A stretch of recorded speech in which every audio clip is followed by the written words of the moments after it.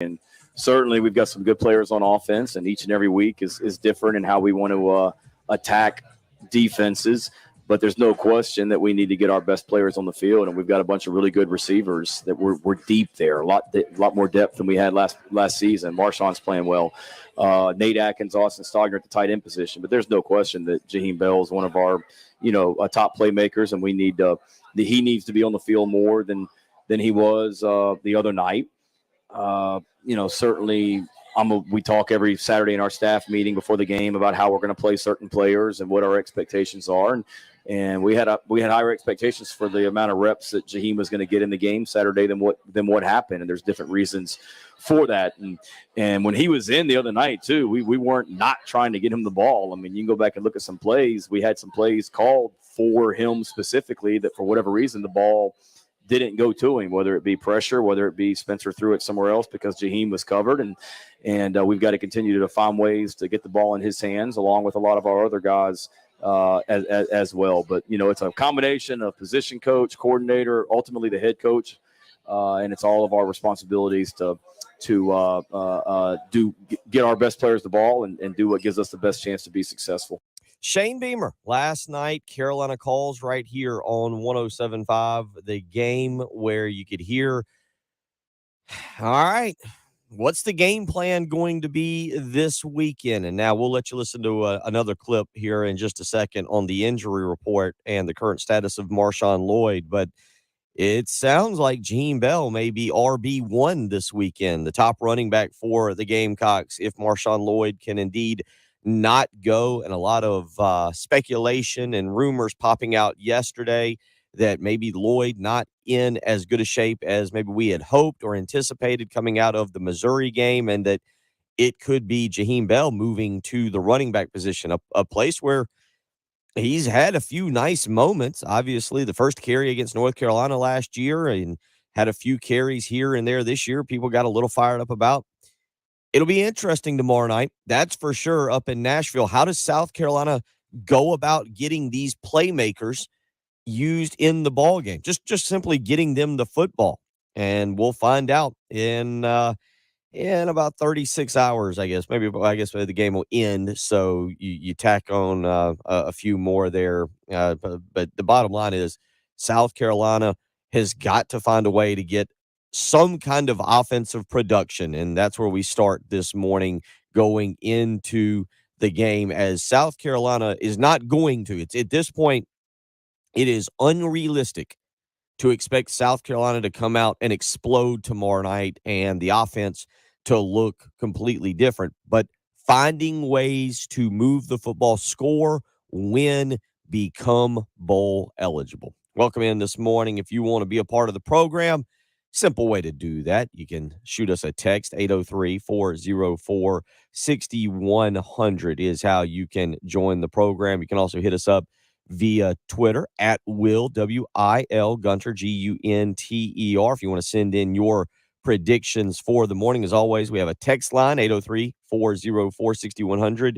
Our good buddy, Jim in Carolina Beach. He is the Gamecock Larry equivalent to the Clemson side, and he this morning has already sent in his predictions for the game. He's got Clemson knocking off Notre Dame 35-24 up in South Bend. That'll be another one of the very good games tomorrow night. Should be very entertaining tomorrow afternoon, starting at about 3:30 and moving through the evening. And we'll talk about that schedule coming up later this hour. He also picks, again, this is our Clemson buddy, Jim in Carolina Beach, who goes Gamecocks 24, Candy, as he refers to them, or Vandy refers to them, 21. So he actually gives the Gamecocks a little credit there. So we are off and running on a prediction Friday, a football Friday. Fun game last night down in Conway.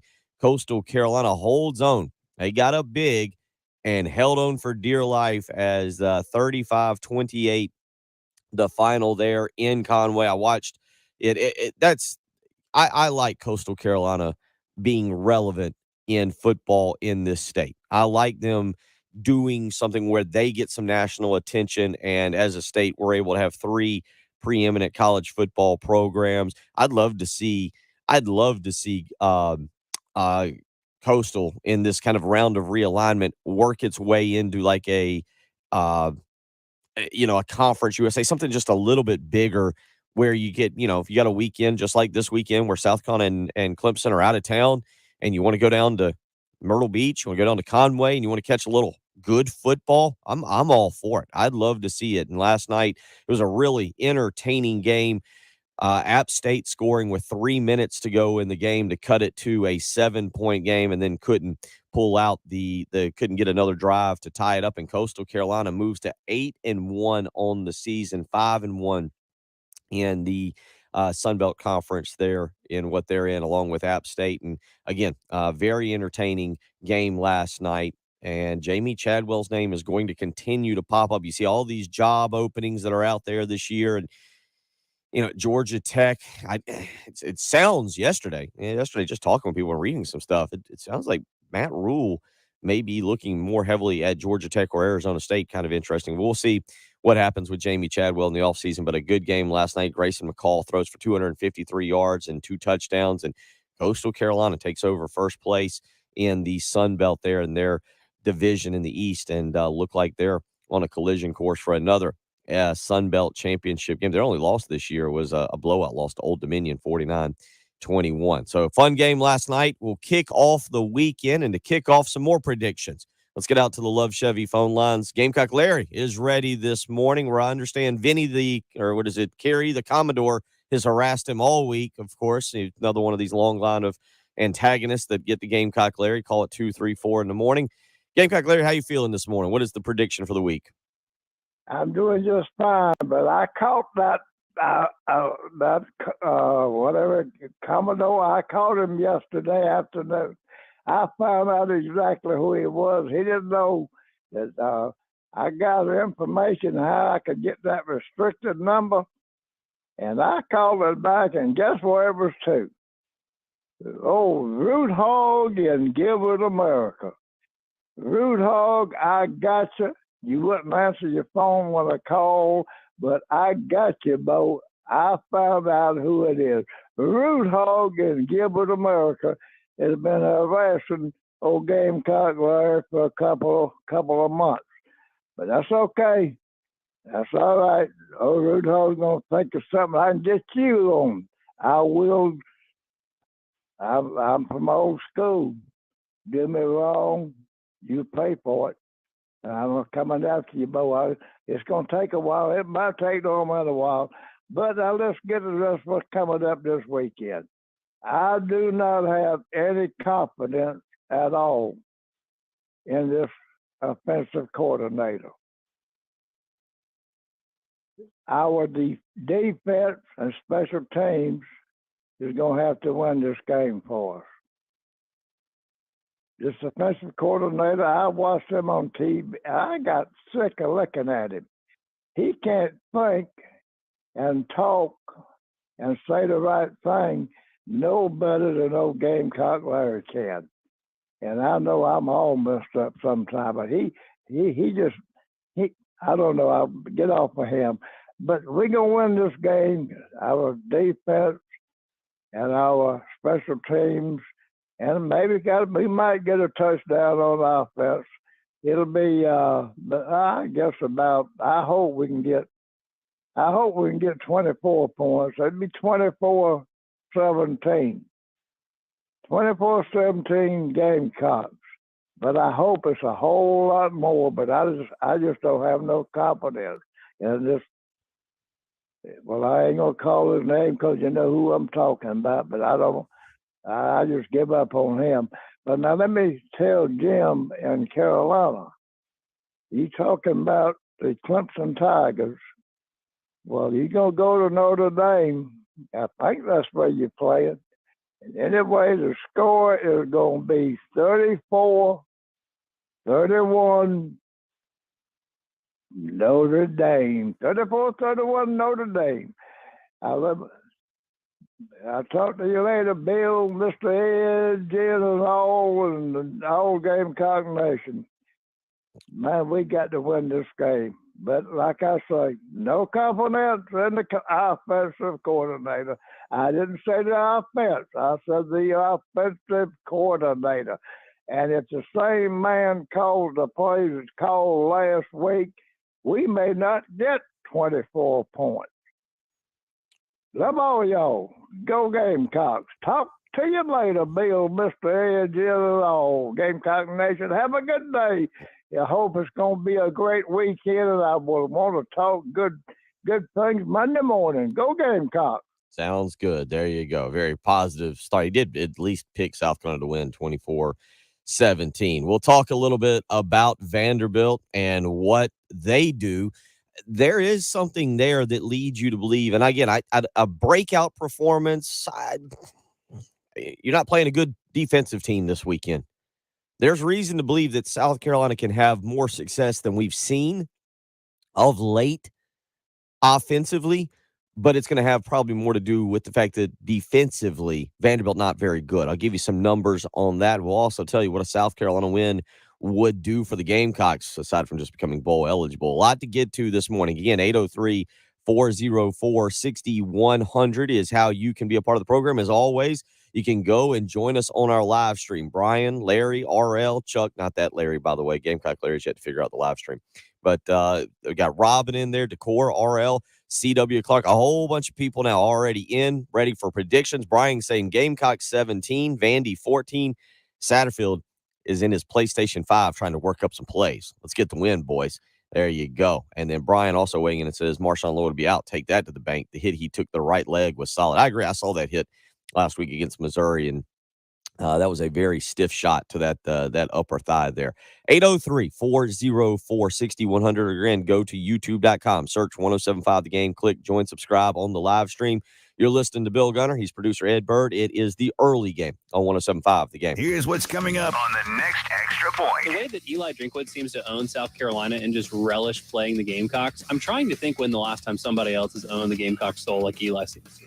I'll say this, at least as far as Saturday, it didn't feel like a fluke to me. Like, I thought they had a phenomenal plan on offense. Will Helms was making this observation on Twitter very early on in the game. It's like Carolina, 6 sacks against Kentucky, 33 pressures against Texas A&M, and Missouri just, I don't know what the official tally was. I would guess Carolina probably had fewer than 5 pressures, but you're right. It was absolutely just by design. Carolina had 3 pressures, 2 by Tonka Hemingway, 1 was a sack, and then Jordan Birch had 1. That was it. The Extra Point with Pearson, Preston, and Gamecock Central. 9 a.m. to noon On your home of the Gamecocks. 1075 The Game. Getting out, enjoying weather. Right now's the time to do that. But I tell you what, we all know that the weather is going to change on us. It's going to be time to hunker down indoors for the next several months. And that's where AAA Heating and Air comes into play right now. You want to get in touch with them and make sure you get somebody out to maintain your unit right now. Just give it a little look over. Make sure everything is working properly. You don't want to wake up on, like, say, Christmas morning, as might have happened to me last year, and you've not done any maintenance, and it turns out the heating has gone out. Then you got to call them, and it becomes a whole ordeal. Go ahead. Get ahead of the game. Call AAA Heating and Air today, 803-677-1500. You can get in touch with them now. You can also get free ductwork inspections now through December. So not only do you want to get them out to maybe inspect your heating and air unit, you also want them to come check out the free ductwork or do the free ductwork inspection now through December. Make sure that everything is sealed up tightly. And how about this? Also, if you are a top HVAC technician and you're ready to stop working and start a career with AAA Heating and Air, you can earn up to $100,000 a year plus at AAA Heating and Air. Quality candidates will have at least 2 years of experience and a good driving record. You can apply in person at their Lexington office. So a lot of reasons for you to get in touch with AAA Heating and Air today. One, maybe if you're in the market looking for a job and you're a top HVAC technician, or if you're wanting a top HVAC technician to come out to your home and help you make sure that that current unit is working properly. A lot of reasons. AAA Heating and Air is taking care of my family. Others here at 1075 The Game. They're in a family-run business, incredible people to work with, and I'm proud to be a part of their family. Give them a phone call, 803-677-1500. That's AAA Heating and Air. Call them today. Tell them Bill Gunner sent you. This is Boomer Esiason with the CBS Sports Minute. So what did we learn from Philadelphia's 29-17 victory over Houston last night? The Eagles, who are 8-0 for the first time, now have targets on their back every single week, but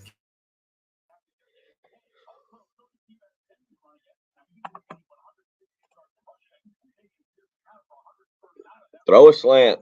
I don't know. Not in the playbook, apparently. or that route's not in the playbook. I don't know. Something there is not there. Missing a big piece there. Saving you hundreds, even thousands, with Inflation Buster. For example, if you lock a 7% rate today, you'll only pay 6% for a year. That means more road trips, more date nights, more front row seats. Every month for a year. And your rate is secured for 30 years. Plus, if rates drop within 3 years of your home purchase, you get exclusive savings when you refinance with Rate Drop Advantage. More home upgrades, more rainy day fun, more cash in your pocket. Save when you buy today and refinance tomorrow. Call 8337-ROCKET today or visit inflationbuster.com to start saving. That's 8337-ROCKET or go to inflationbuster.com. Sponsored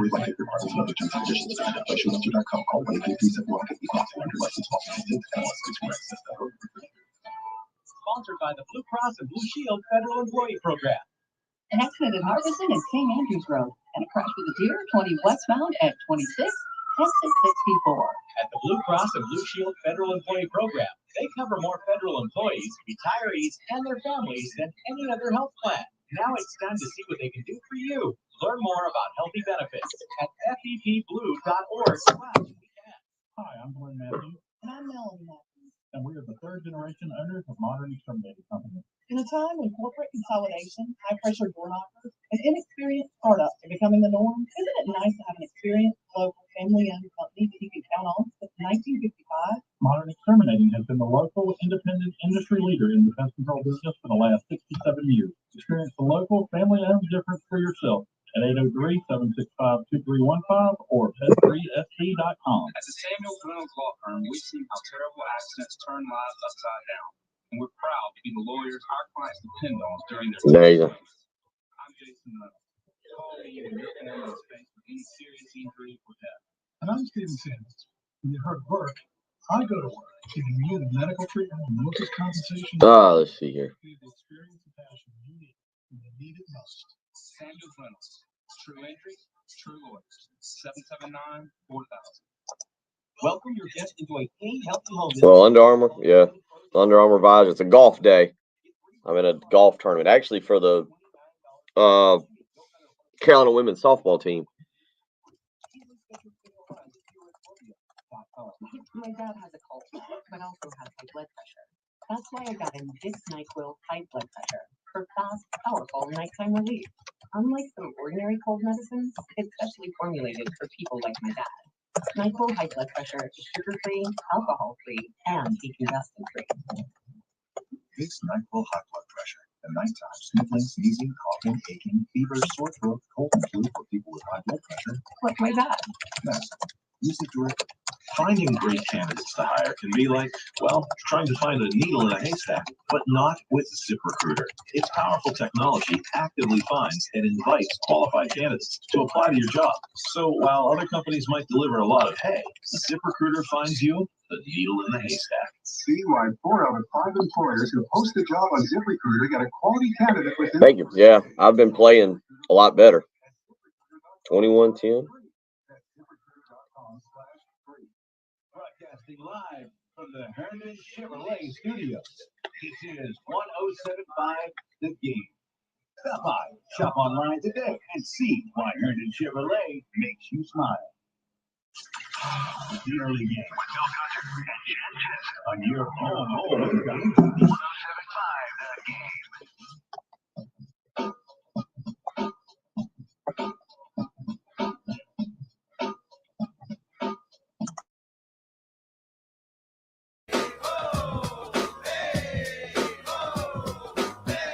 It's another Football Friday as we get you up and get you going here November the 4th.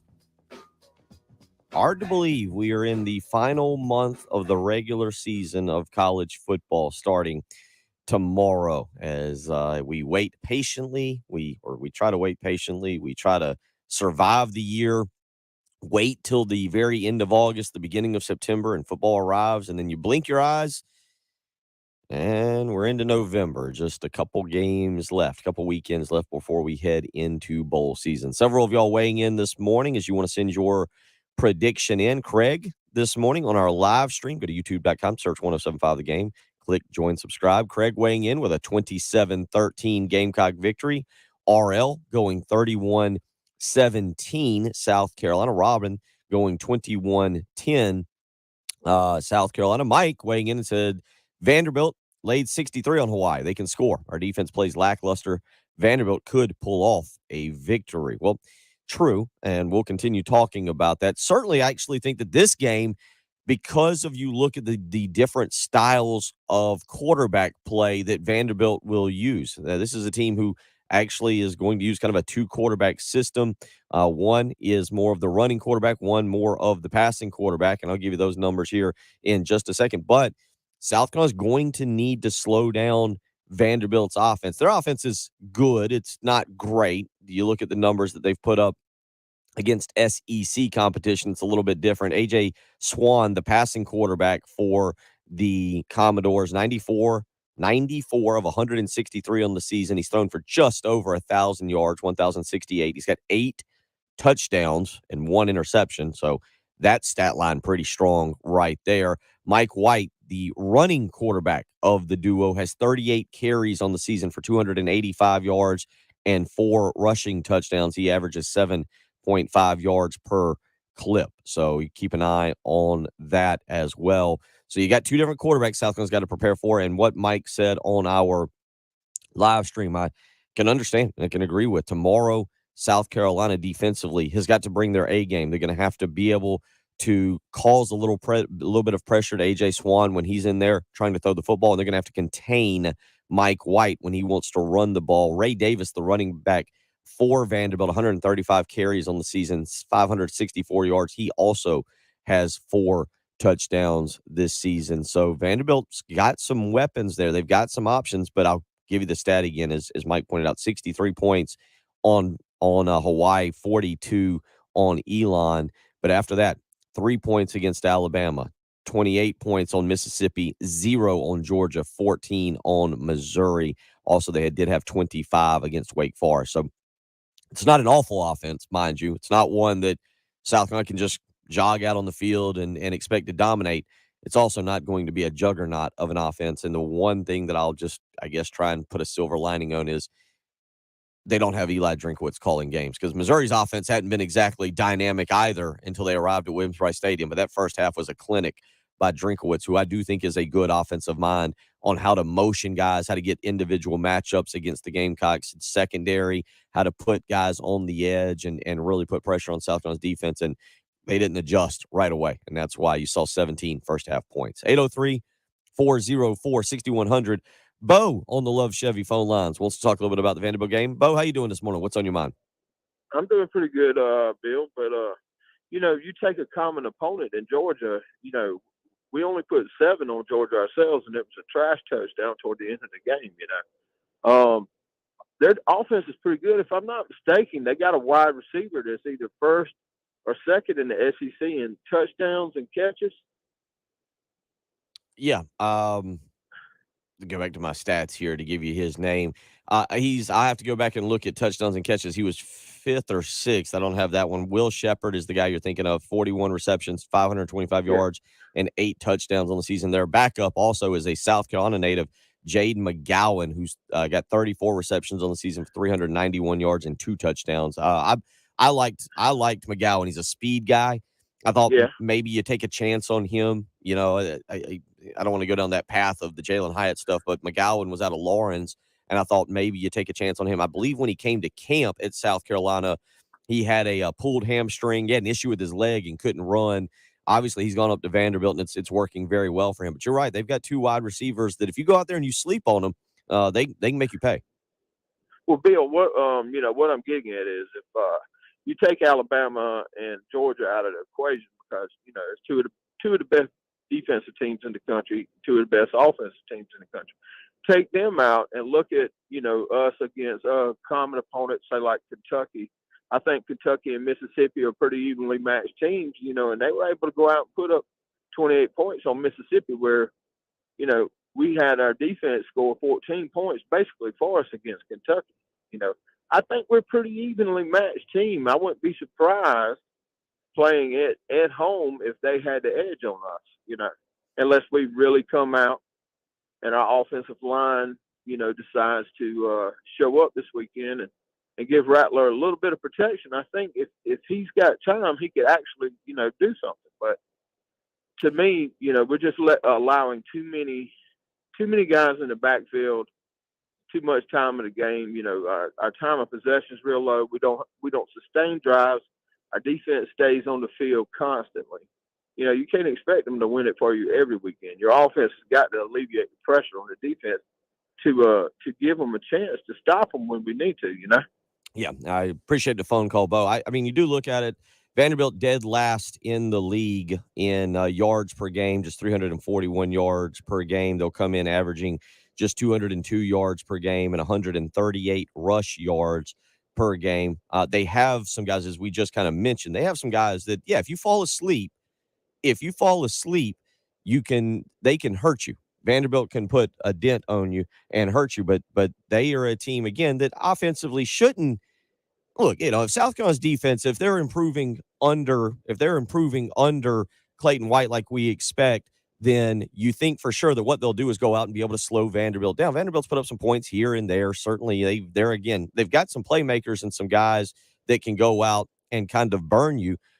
But again, it comes down to South Carolina playing their position, staying alert on the perimeter. You just mentioned Will Shepard, who is their stud wide receiver and has had some very good games this year. 8 touchdowns as well, but South Carolina should have the better personnel at defense. Now, the question is can South Carolina do what Bo just talked about there and sustain drives and keep Vanderbilt off the field? I think, we'll get into this, 803-404-6100. I think it's going to be a heavy Jaheim Bell day tomorrow. Heavy Jaheim Bell day. We'll get into that a little bit. You're listening to the early game on 107.5 The Game. 107.5 The Game's 15th Anniversary Rewind 2010. Alabama beats Texas 37-21 to win the national title in college football. The New Orleans Saints beat the Indy Colts 31-17 in the Super Bowl. Duke edges Butler to win the NCAA men's basketball championship. UConn beats Stanford to complete a perfect season. The South Carolina men's basketball team went 15-16. The women finished 14-14. The football team went 9-5 and won the SEC East, losing to number 2 Auburn in the SEC championship game. And the Gamecocks baseball team beat UCLA to win the national championship. South Carolina wins the College World Series. Our 15th anniversary celebration on 107.5 The Game is sponsored by Lexington Orthopedics and Sports Medicine, getting you better sooner. On your home of the Gamecocks, 107.5 The Game. Getting up each and every morning, especially on a day like today where I have golf after this, little golf tournament for the South Carolina women's softball team. But a day like today, you need a great night of sleep, especially when you stay up a little bit later watching Coastal Carolina and Appalachian State. With a Sleep Number bed, it's exactly what I get. And they got a brand new bed out there I'm kind of excited about that you need to go check out as well. You can also check out a great deal going on. Sleep Number's weekend special. Save 40% on the Sleep Number 360 Special Edition Smart Bed plus special financing subject to credit approval. Minimum monthly payments required. See sleepnumber.com for details. But the deal ends Monday, November the 7th. It's only at a Sleep Number store, and there's 2 to choose from, one in Irmo on Harbison Boulevard across from Buffalo Wild Wings, the other in Columbia, 2 Notch Road across from Sand Hills Mall. You can visit them on the web. Sleepnumber.com is the way to do that. I'm telling you what, I've had a Sleep Number bed for the last 5 years. One of the best decisions I've ever made. Put that Sleep Number setting on 60 each and every night and wake up rested, refreshed. I'm ready to go each and every morning. And people say, well, why choose proven quality sleep from Sleep Number? And the answer is simple, because to be your best every day, you need proven quality sleep every night. So right now, don't miss Sleep Number's weekend special, where you can save 40% on the Sleep Number 360 Special Edition Smart Bed. Get to one of those stores I mentioned. Visit them on the web, sleepnumber.com. Whatever you do, make the switch to Sleep Number today. Find out what a great night of sleep is truly like. High school coverage on 107.5 The Game is sponsored by Love Chevrolet. Travis Bedson, owner of CNT Foundations. In uncertain economic times, your home may be your most valuable asset, but a foundation problem can seriously threaten that value. And if money is tight, you may consider putting off the repair. That's not a good idea, and is why we offer no interest financing for up to 2 years for qualified homeowners. Don't risk it. Call today. Call 803-805-8044. CNT Foundations. Your foundation experts. Approved credit call 866-243-4623 for details. It's JT's Jeep Ram 1-2-3 sale. 1. Save thousands on new Jeeps and Rams. 2. Pre-owned cars from just $12,990. 3. The best part, credit approval. JT's Jeep Ram is selling new Jeeps and Rams at tremendous savings. Pre-owned cars drastically reduced from $12,990. And if you take home $400 a week and have a steady job, JT can get you approved. Now through Saturday, JT's Jeep Ram 378 Lexington. JT'sJeepRam.com. Like Friday sales event. I'm Colleen Wolfe with NFL Network Now on the Westwood One Radio Network. Week 9 kicked off on Thursday with the Eagles beating the Texans 29-17. Philadelphia quarterback Jalen Hurts threw for 243 yards and 2 touchdowns. Tight end Dallas Goedert had 8 catches for 100 yards and a touchdown. The Eagles improved their league best record. All right. Morning, LeVar.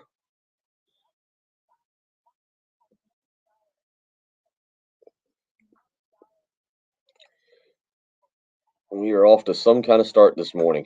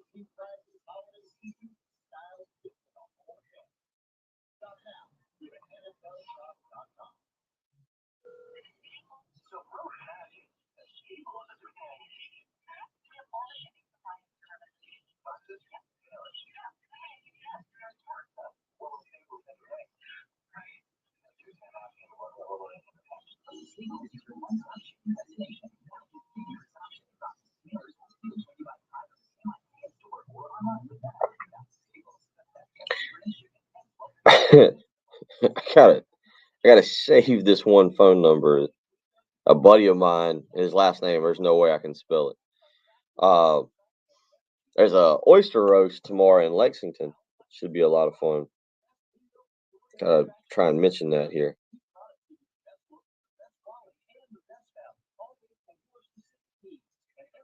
12-7 at Catch Seafood. Oyster roast. $65 has low country boil, hamburgers, hot dogs. 65 covers everything.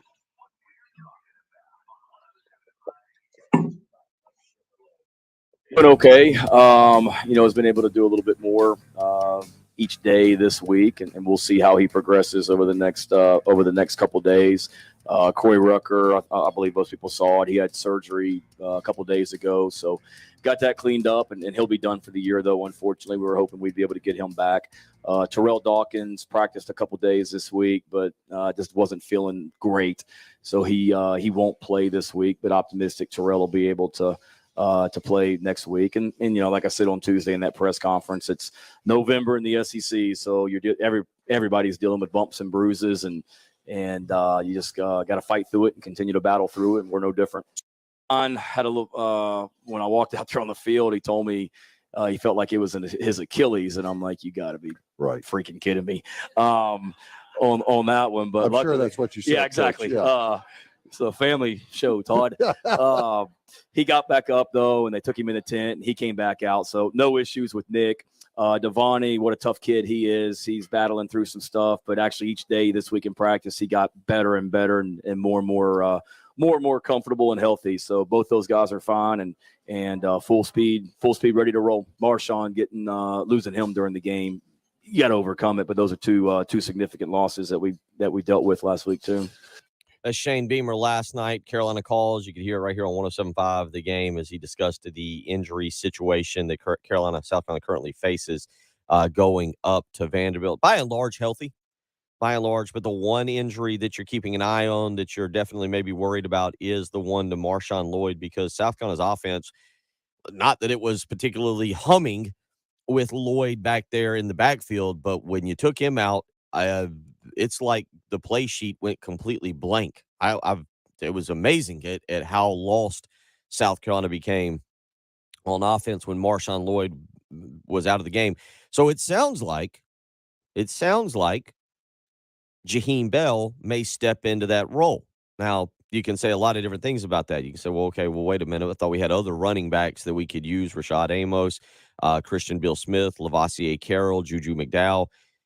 Or you look at it the other way and go, well, got to get Jaheim Bell the ball some way. Got to get him the ball some way. And he has shown at times he can do some things at running back. Can he carry the load? If Marshawn Lloyd cannot go, if Lloyd is basically unhealthy, can't run the football, I think you're going to see a Jaheim Bell show tomorrow night. I think you're going to see upwards of 15 carries. This is a guess. This is not based on anything I've talked with anybody about down there. But I think you've heard such noise this week from, both the fan base and just from everybody that we had Heath Klein on Wednesday. Heath Klein joined us as he does each and every Wednesday morning. And one of the things that he talked about is basically saying, hey, I hope that they don't just go out and force feed Bell the ball just because people have yelled and screamed and some people's family members have gone on Twitter. And, I hope they do it within the flow of the game. I don't think that's going to happen. I really think you're going to see Bell line up in the backfield. And I don't think it's the worst strategy. I mean, you got to get him. They need to get him the ball in some way, shape, or form. Right now, trying to throw the ball to him is not working. Even when he's on the field, it's not working. And I do think there is the potential there. Christian Bill Smith has just never been right this year. That injury that he sustained early on in fall camp, he just hasn't looked particularly healthy. He's looked a little, much like all of the offensive players, looked a little unsure of himself at times. But I think Jaheim Bell is a guy that if that's the direction South Carolina's forced to go, if Marshawn Lloyd at 6:30, whenever they start warming up tomorrow night, by the time it's game time, if he's not ready to go, you know what? It may not be the prettiest thing, but I think you go with it. A big bruising back, that may be what South Carolina needs back there. And you kind of just roll along with it and you allow him to try and wear down that Vanderbilt defense and you attack them. And I still would like to see the play action pass be a little bit more controlled with your passing game. Kevin Heisey, our good buddy there, joining us on our live stream just a little while ago, said he landed in Nashville and promptly yelled out, "Throw a slant pattern." Well, I do agree. I think we all agree with that. I don't know if it's in the playbook, but I think you can utilize play action and also get Spencer Rattler outside of the pocket. He was at his best. You think back to that second play last week where they ran it on first down, used Marshawn Lloyd, then a little play action and slipped Stogner out of the formation and across the field, and were able to hit him for a big gain. And then we just simply never saw that play ever again because it worked once. And per NCAA rules, when a play works once, you have to shelve it for the rest of the game. Apparently, strange, odd rule. But the point is those two things I think work. In August or July or June, as we were envisioning what this season would be, you thought, man, okay, big armed quarterback in Spencer Rattler, Juice Wells, Josh Vann, Amarion Brown. At that point, these months that I'm talking about, he had Corey Rucker, and you're thinking wide open offense, just sling it around, 35 points a game, big numbers, big stats, roll with it. That's not South Carolina's offense. We know that. I mean, we probably should have known that earlier, but we now 8 games in, we truly indeed know that. And so with all of that being said, I think tomorrow night it's a power running game. That's what Jaheim Bell is going to be. You can make some guys miss here and there, but it's a power running game and it's play action pass. And that's how you go about trying to win this football game. And that's also the recipe to keep your defense off the field, to keep A.J. Swan and Mike White, the two quarterbacks for Vanderbilt, off of the field. And then you get yourself bowl eligible and you go down to Gainesville and you see what Florida looks like. You see what you look like and you go from there and try and maybe pick up win number 7. But to me, tomorrow night, I have zero problem if it's going to be Jaheim Bell in the backfield carrying the load. I'd kind of prefer to see that. He's got to touch the ball some way, shape, or form. I've got to imagine there is some pent-up anger in those legs, and he's ready to have a breakout game. Go with that. And let's just see how everything works. 803-404-6100 is how you can weigh in on our text line, and many of you are doing that. Ed weighs in this morning and says, let me go down to Ed's actual text message. Ed, I don't want to read your text message from the other day. That wouldn't be nice. He says, everything about our offense now reeks of desperation. Yeah, it pretty much does. That's pretty much true at this point. The co-pilot weighs in and says, Carolina will win 17-14. Vanderbilt will come in strong. Fans will black out Nashville. Also, I do understand that there is a lot of South Carolina fans making the trip up there to Nashville for the game, and should be a good time. It's always a really great environment. Neil weighing in this morning says, surprised by these score predictions for Clemson and the Notre Dame game with the projected weather up there. If they combine for 35 points or more, I'll be surprised. He goes Clemson 14, Notre Dame 10, and then says South Carolina will bounce back big this week. I think they handle Vanderbilt easily. Gamecocks 28, Commodores 14. 803-404-6100. Again, how you can text in. Ron from Lake Marion says Cox 24, Vanderbilt 17. Jaheim Bell rings in the end zone. I like that. Good use there of some pun with Bell rings in the end zone. You get the point.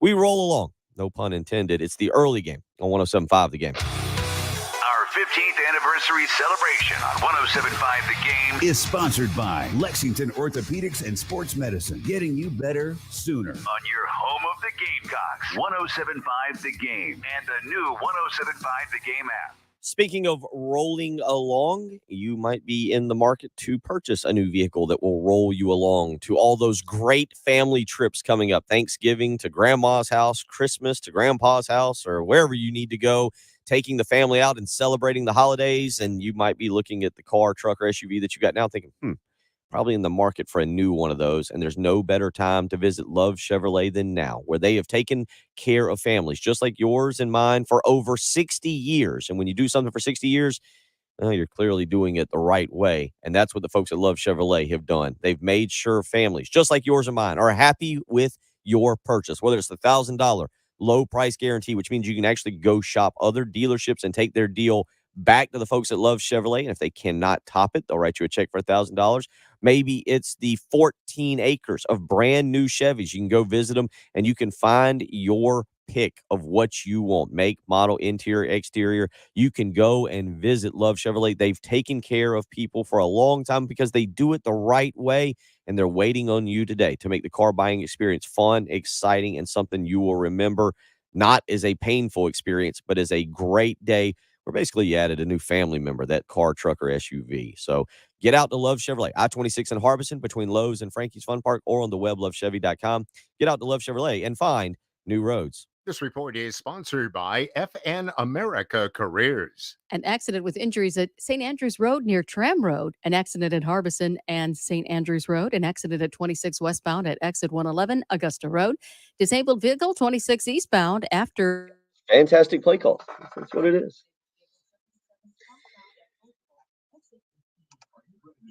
Ray, what happened to you? You used to send in 39 text messages a day. Why don't you text the line anymore?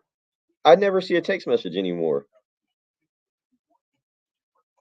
Yeah, thank you. I got a sheet that tells me everything, or that tells me my times.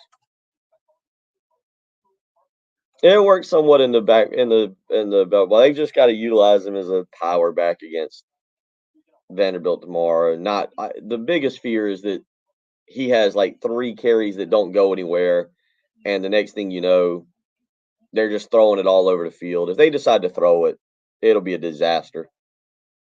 I mean, it'll be an absolute disaster if they start trying to throw the football tomorrow. Nobody blocked. Are you blocked? Are we capable of blocking people in this thing? But you did send like 40. Like, we seriously question what you do with your life. When you send 40 text messages in a day, how do I look and see if we block people? Is there a search feature?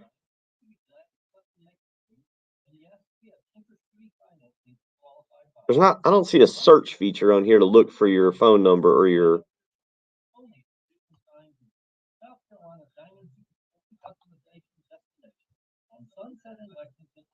Is this no settings? Let's see if there's a. I can. Apparently, I now have access to our credit cards. I was unaware of that. There's something.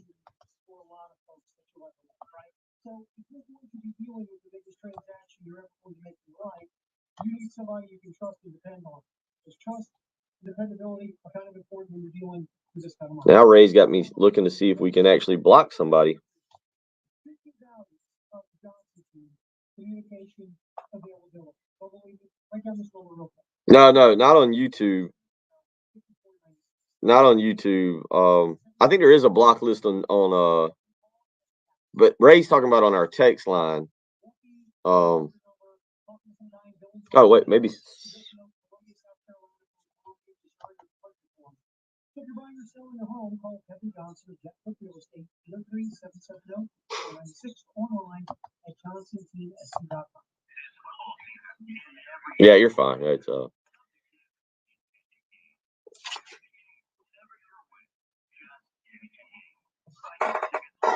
let's play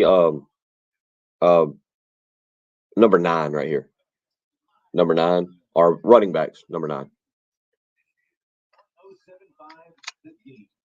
Stop by, shop online today, and see why Herndon Chevrolet makes you smile. With Bill Gunter and Shin Jin. Your home of the Gamecocks. The early game, 1075 The Game. This is back is healthier than he was last week, and that was part of the issue last week. Was he just was a little banged up still and wasn't 100%, and had been limited in practice some during the week, but he's been great this week in practice. He looks good. Juju, I love his competitive spirit and what he's about as well. And then obviously we've got depth there with Dante Miller's been in there some this year. Rashad Amos has done some things and has been able to play. Lavoisier Carroll's playing on special teams for us. So we've got some guys at that position, but certainly everybody, that's a position where it's a physical position and you take a pounding, and you got to have depth at that position year in, year out. And we do, thankfully. Shane Beamer last night talking about the running back position. The one guy he didn't mention there in terms of the running back room, Jaheim Bell. And Rob weighs in and says, Bill, I'm convinced that your notion of running Jaheim Bell all night makes so much sense that we will run Juju McDowell 25 times between the tackles. And, again, I know we've beaten this poor horse into glue at this point, but it is an issue. Like, yeah, you don't run Juju McDowell, basically between the tackles, between the guards. Putting your guys tomorrow night in a situation to which they can excel is key. And you're asking a lot. I don't want to say it's completely unreasonable, but to go out and make significant changes to your playbook at the beginning of November, I don't know. I'm not going to sit here and pretend to know how difficult it is. I assume it's easy, right? To go out and Monday through Thursday say, you know what, we're going to incorporate a slant or a hitch or a crossing route that doesn't send 3 guys deep and 1 guy across, a pick play. I don't know. I don't know how deep. I would assume it's easy, but that's because I've never coached college football, let alone C team, JV, high school. But I think we would all be under the assessment that, now if you want to start running these RPOs where the quarterback's got to read the linebacker, okay, I get that. But I would assume that maybe incorporating a slant or, again, just a 3-5 yard hitch pattern, if the defensive back is playing off, would make sense. But it will be interesting to see tomorrow night, because nobody from about the middle of year, about this time, maybe a little bit earlier, nobody has called into, I think, any radio program around here and been like, well, offense looks great. They're not a problem. Offense is tearing it up. But last weekend and this week, I say perception. I don't know if that's the right word, but what the offense has reached peak anger for Gamecock fans, and totally understandable. So I do feel like this week more than ever, you're going to almost see an effort to make corrections. And again, whether that's lining Jaheim Bell up after last week and the noise that came out about not even getting him on the field, let alone getting him the football, but not even getting him on the field. I feel like you're going to see an overcorrection to, all right, Jaheim Bell's got to have 20 touches, 15 carries, 5 passes. Oh, Juice Wells is here, by the way.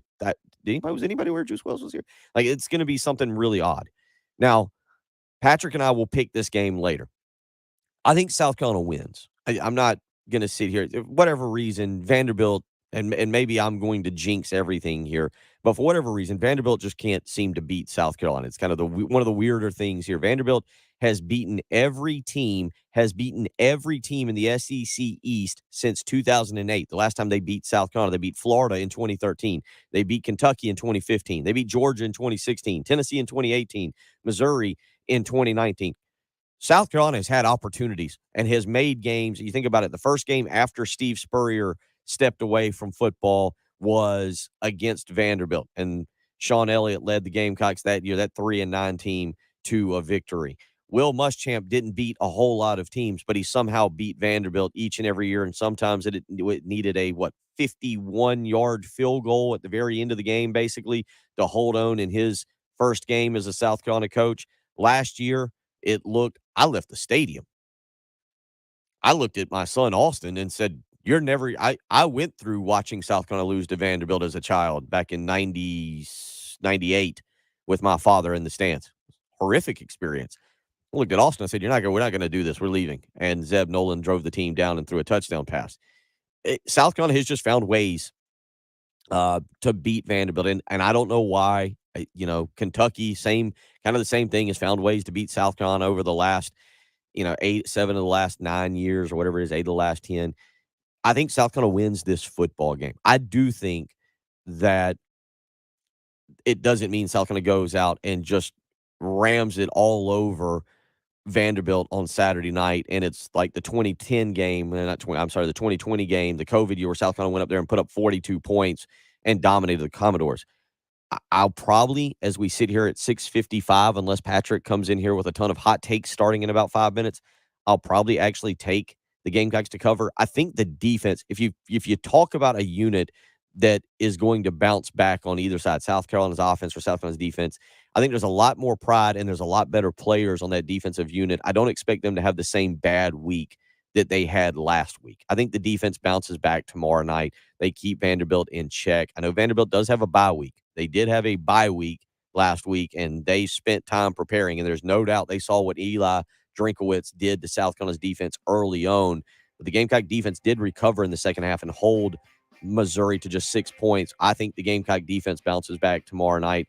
Might make for an ugly game, but we'll make some picks here in just a little while. 803-404-6100 if you want to weigh in the next hour. My buddy Marty hitting me up and reminding me, big party tomorrow. Got to get out to Catch Seafood Shack in Lexington. They got an oyster roast from 12 to 7. It's going to be a lot of fun. $65 is a low country boil, oysters, hamburgers, hot dogs. My buddy Trent Jeffcoat will be playing out there. Oh, man, I forgot about that. I'll do that all before catching the South Carolina game tomorrow night. Notre Dame and Clemson, Alabama and LSU. It's going to be a great day of college football. We'll discuss it. Hour 2 on the way with Patrick Perret is back. You don't want to miss that. It's the early game. 107.5 The Game. The home of the Gamecocks. 107.5 The Game. WNKT FM, Eastover, Columbia. A Cumulus media station.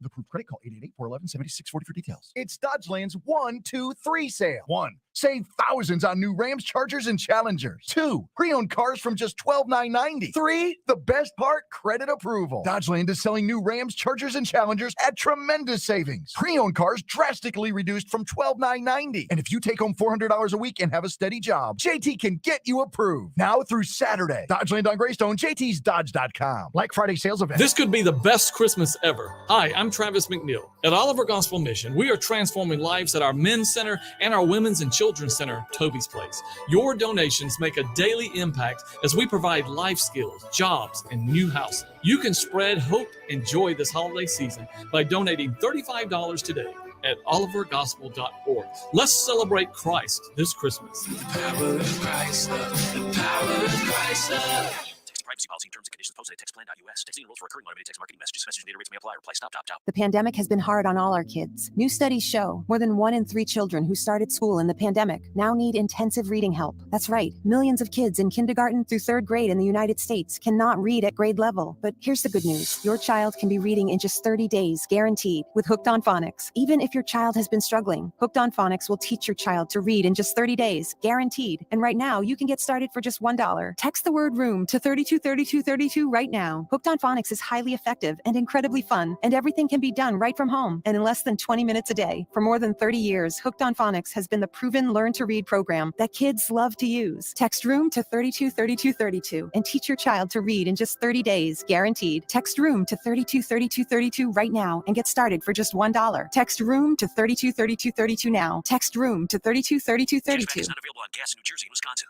Hey, good morning. You're heading to the airport, right? Yep, thanks for checking. I like the car. How long have you been a rideshare driver? About 3 years now. I really enjoy it. Isn't it hard to make money these days with the price of gas being so high? Not for me. I use Upside, the free app that gives you cash back for every gallon of gas you buy. Wait a minute. Are you saying you actually get real money back when you get gas with the Upside app? Yep, I get real cash back every time I get gas. Does that actually add up to anything? I'll make around $200 to $300. Wow, that's serious extra cash. I'm downloading the Upside app now. Download the free Upside app now to earn real cash back every time you buy gas. Use promo code WIN for an extra 25 cents a gallon bonus on your first tank. You can cash out anytime right to your bank account, PayPal, or a gift card for Amazon and other brands. Just download the free Upside app and use promo code WIN for a 25 cents a gallon bonus on your first tank. That's code WIN.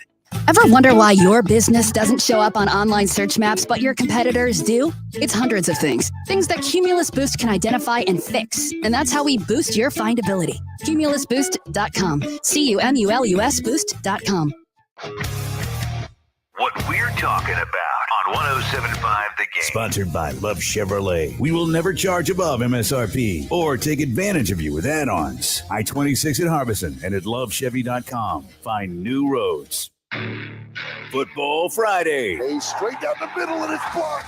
Carolina blocked the punt. Getting you ready for the weekend. Picked up at the 25. Stepping inside the 20 and at the 15. Got a blocker out of it. Into the end zone. Where your butt will be glued to the couch. On your home of the Gamecocks. Touchdown, Carolina. 107.5 The Game. The early game with Bill Gunter. I think I've got you set up over there, Coach. You might have some headphones. You might not. Not real sure. Apologize. Got a lot going. I have not. I got to call her today. I've not heard from Jen. I need to call her here shortly after the program. So I check and we'll see.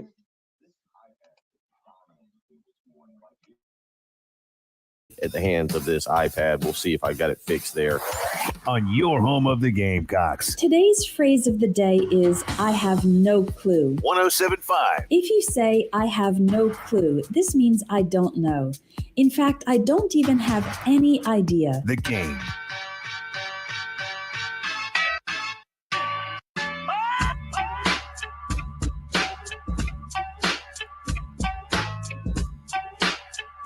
Hour number 2 of the early game. It's the final Friday before we fall back, I believe is the correct pronunciation. We fall back on Saturday night. It'll start getting dark at like 5:30 or 6 o'clock. And oh, won't that be glorious? Patrick Perret, it feels like just the other day we were celebrating the start of the college football season. And now we sit here this morning, I guess, celebrating the final month of the regular season of college football season. It's kind of sad to see it go by so quickly.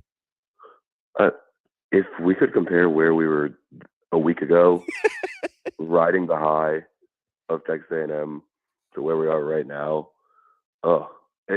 this is what we always talk about in football season. When we break it down day by day or week by week, there's no roller coaster of emotions like college football season. It's crazy. Yeah, it's been a weird. Well, I shouldn't say it's been a weird. It's been an easy week around here. You just turn on the mic and you say, Marcus Satterfield, what do you think? And people lose their mind and send in 97 different text messages, and the phone lines light up. The problems go deeper though, and last week, Patrick, I brought this up with Heath Klein. I've brought it up with a couple people this week. The thing about Saturday, nobody was thrilled with the offense prior, but I don't know if I've ever seen one game change a fan base or bring everybody together as quickly as 4 quarters did on Saturday night to dislike one coach or to want change so badly. It was hard. I was there. It was hard to watch. I've said multiple times this week that I did nothing wrong. The listeners did nothing wrong. We shouldn't have to go back. There's no reason for you to turn that game back on to look for any positives. That was punishment enough having to watch it. It's just hard to believe that the offense fell that hard. It was that poor on Saturday. Yeah, and we knew Missouri had a good defense, sure, but when it's completely futile against a team that you do have more talent than them. I mean, we talk about teams like A&M, and South Carolina beats an A&M team that does have more talent than them. But yeah, just not being able to do absolutely anything on offense, it is painful to watch. And that's the thing. Like, we want to enjoy watching the games. If it's a shootout, like, we can enjoy watching that. And if we lose a game 38-35, we can sit down and say, you know what, that's a bummer, but that was fun to watch. Just watching your offense sputter for 4 quarters, it's the absolute worst. There's nothing worse than watching a football team or being a fan of a football team that's incompetent offense. We'll see if they get it going. Obviously, we'll talk a lot about this game coming up throughout the next hour and a half with you. We'll make some picks on it. But it is also a great weekend in college football. We need to get to a lot of that. And I have not been able to cover the NFL trade deadline quite like you would be able to cover it. There were some interesting trades there. Calvin Ridley, even though he's not playing this year, was fascinating. Roquan Smith, a big one. Bradley Chubb goes to Miami and then gets a monster extension. So we've got a lot to get to it with you this morning. But let's start just by looking at those NFL trades, because this is where I'm sure you were thrilled. I'm sure you were more than happy to watch up until 4:00. I had picked up Austin, and he was very invested in the trade deadline. Biggest trade from the NFL trade deadline that you saw, or the one that'll make the biggest impact here as we come down the home stretch of the NFL season? I do think the biggest one's McCaffrey, because then they offloaded Jeff Wilson. The 49ers offloaded Jeff Wilson right after that. But I guess on deadline day, the Bradley Chubb trade was crazy. I mean, Miami is loading up right now. They also go ahead and give Bradley Chubb a $119 million extension over 5 years. He is cashing out right now, and Miami's going for it. Tua's playing really well. I don't know how this experiment ends. Like, something about it, I just don't feel like he can carry them to a Super Bowl.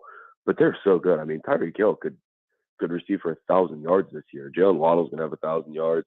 That is a really good team. And Bradley Chubb, I wouldn't call him elite. I don't think he's not touching that tier of the TJ Watts and Myles Garrett and whatnot, but he's a good pass rusher.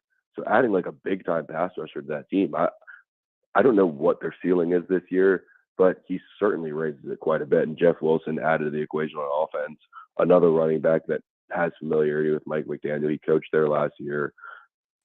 Someone that knows the Shanahan style of running. They have a deep backfield now.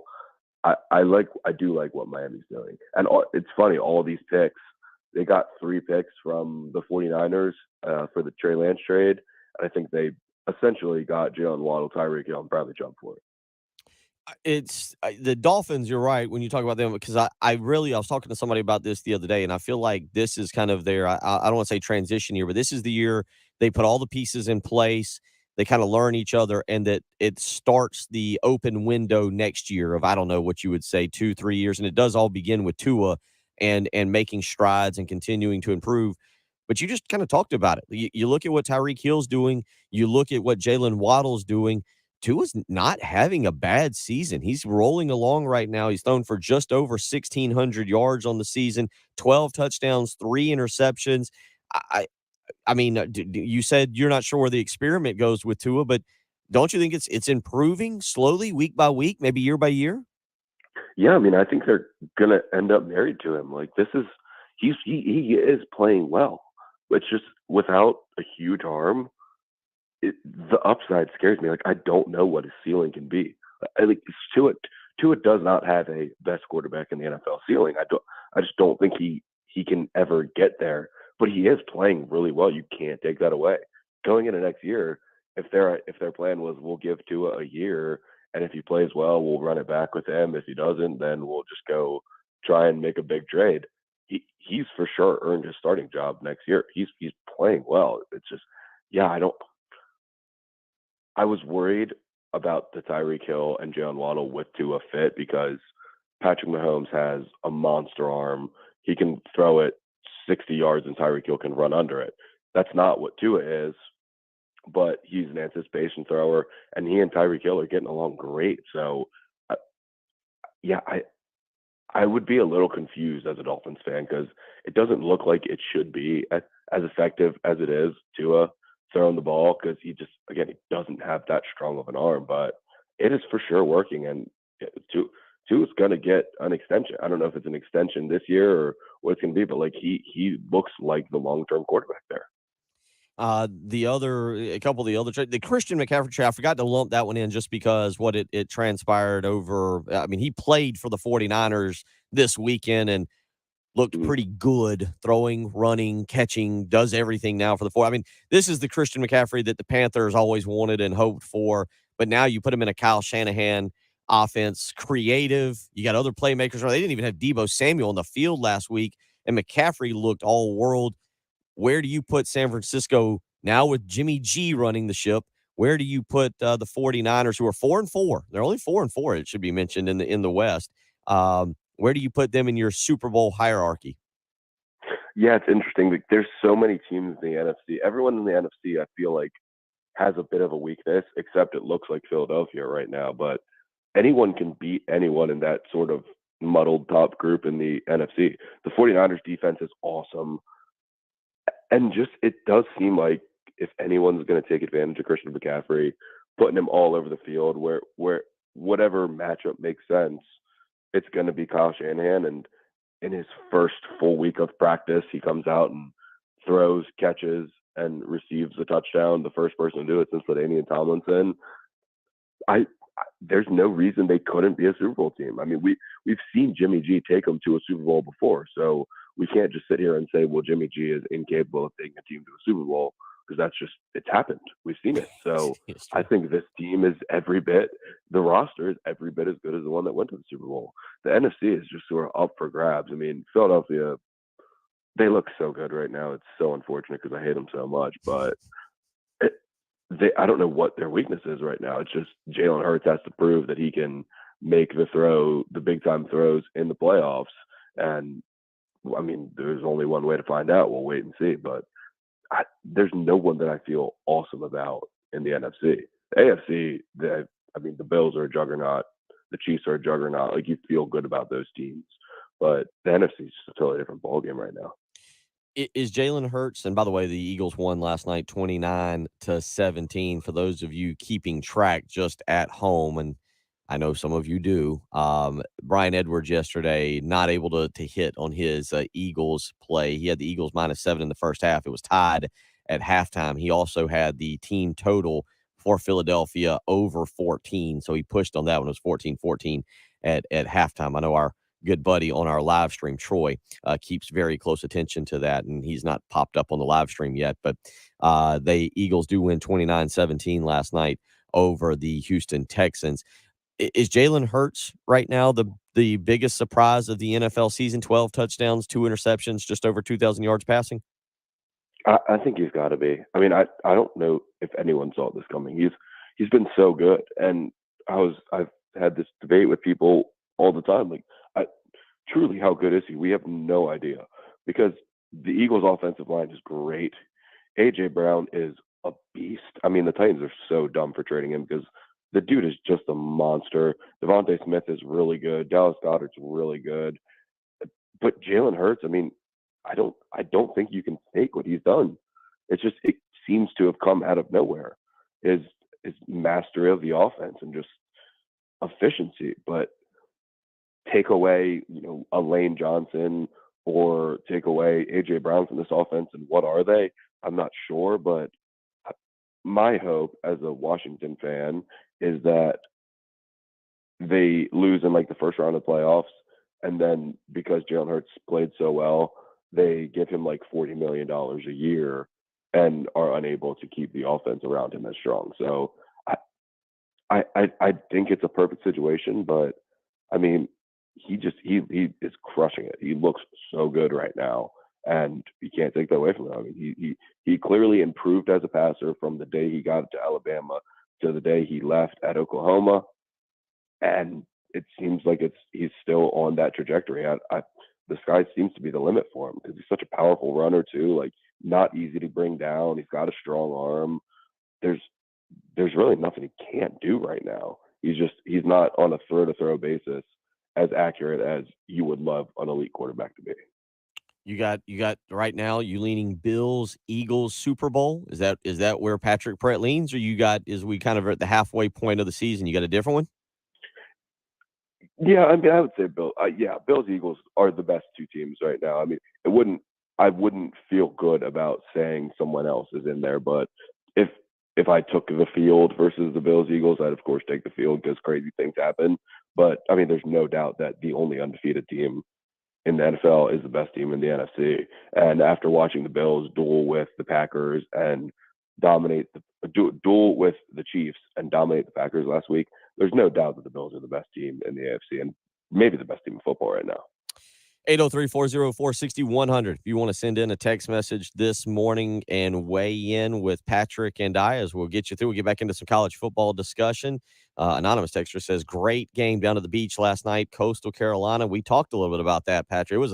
I watched that. Jamie Chadwell, Grayson McCall last night. They found a way to hold on and win 35-28. They were up big in that game, 35-14, and App State made a little run there.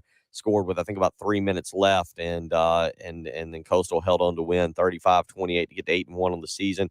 You and I will get into the weekend that will be. We'll certainly talk more South Carolina Vanderbilt, but it's a fun weekend of college football, an incredible night slate of games. We'll get into those with Patrick. We'll make picks coming up in about an hour, and in the next segment, I will also give you a chance to win a pair of tickets to next week's men's basketball opener Tuesday night against South Carolina State. So we got a lot to do this morning. You're listening to Patrick Perret, Bill Gunner, producer Ed Bird. It's the early game on 107.5 The Game. Here's what's coming up on the next Extra Point. The way that Eli Drinkwood seems to own South Carolina and just relish playing the Gamecocks, I'm trying to think when the last time somebody else has owned the Gamecocks stole like Eli seems to. I'll say this, at least as far as Saturday, it didn't feel like a fluke to me. Like, I thought they had a phenomenal plan on offense. Will Helms was making this observation on Twitter very early on in the game. It's like Carolina, 6 sacks against Kentucky, 33 pressures against Texas A&M, and Missouri just, I don't know what the official tally was. I would guess Carolina probably had fewer than 5 pressures, but you're right. It was absolutely just by design. Carolina had 3 pressures, 2 by Tonka Hemingway, 1 was a sack, and then Jordan Birch had 1. That was it. The Extra Point. With Pearson, Preston, and Gamecock Central. 9 a.m. to noon. On your home of the Gamecocks. 107.5. The Game. This is Boomer Esiason with CBS Sports Minute. Kyrie Irving's unrepentant promotion of anti-Semitism has forced the Nets to suspend him. According to Kareem Abdul-Jabbar, despite Kyrie's token donation to anti-hate groups, there's little hope he will change because he's insulated by fame and money and surrounded by yes people. There is no motivation to learn how to distinguish propaganda from facts. Amen, Kareem. And an update late last night, Kyrie Irving apologized once again. I'm Boomer Esiason.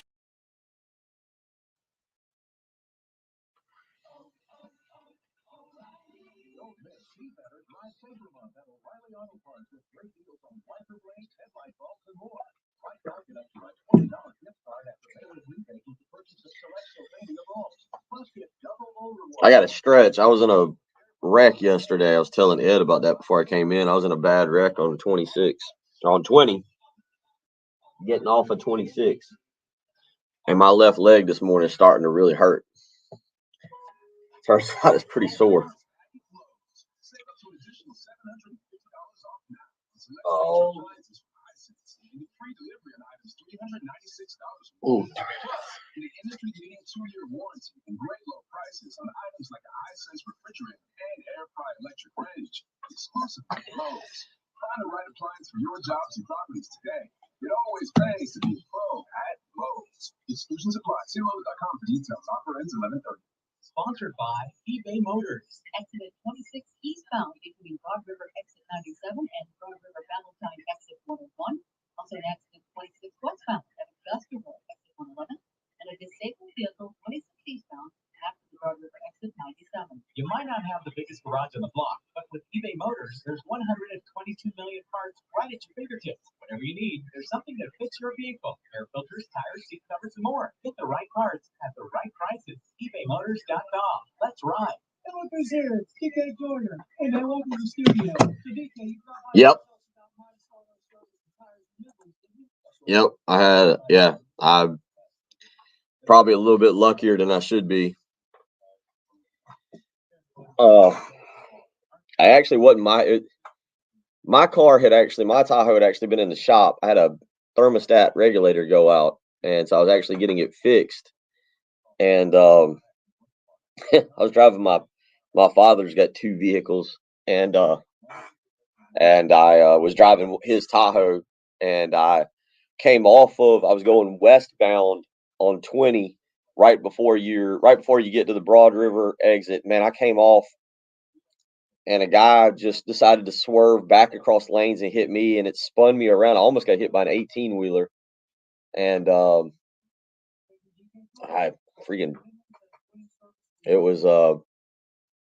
was very lucky. So I don't know if it totaled the car because of the way they hit me.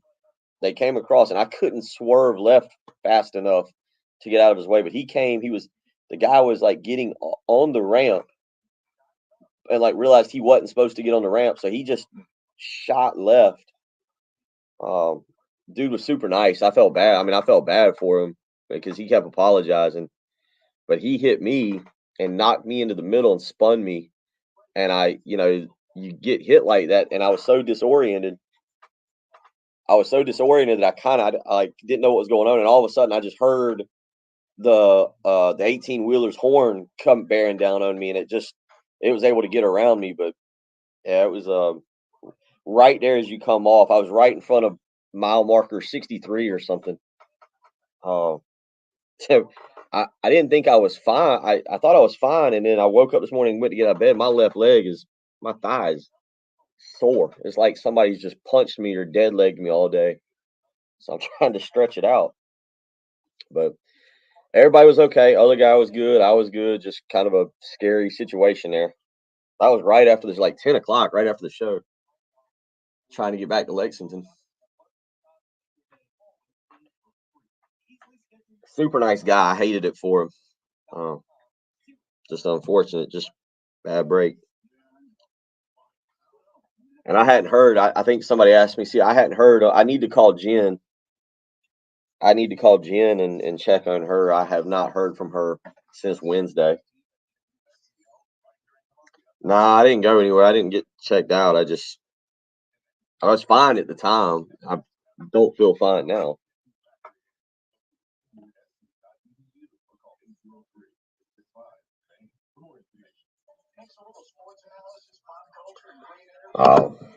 Yeah, so I'm trying. So I apologize if I walk off. I'm just right here right off to the left, stretching.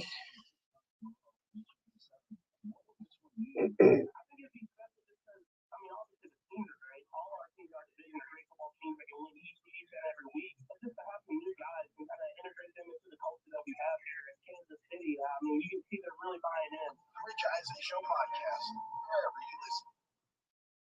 now for the Old Timey Meat Market Flip of the Day. On December 27, 2014, Steve Spurrier's Gamecocks took on the Miami Hurricanes in the Independence Bowl. Miami led 7-0 and made left in the first half. Dylan Thompson about to take the snap from his own 22-yard line, 7-10. Here are Todd Ellis and Tommy Schultz. Yeah, I've been meaning to mention that, Hope. Just throw that out there. Oh, old timey. Back in a block from KJ Britt. Still at the 15. Are you kidding me? Touchdown Carolina. Touchdown Pharaoh Cooper. 78 yards. The extra point. Carolina will go up just like that in the Independence Bowl over Miami. Boom. Final score, Carolina 24, Miami 21. That's our old-timey clip of the day, sponsored by Old Timey Meat Market with 3 locations, Lexington, South Congaree, and St. Andrews Road in Irmo. Broadcasting live from the Herndon Chevrolet Studios. This is 107.5 The Game. Stop by or shop online today and Yeah, see Larry, how that's Herndon a good Chevrolet makes you smile.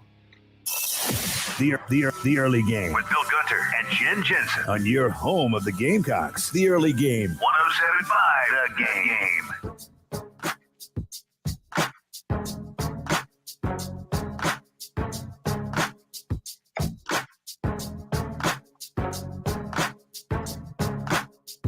803-404-6100 if you want to send in a text message this morning. If you want to weigh in, you can do so. Jason weighs in, says Drew is on his way to school. He says USC wins 30-10. Good luck to Jalen Brooks from the Seidel family.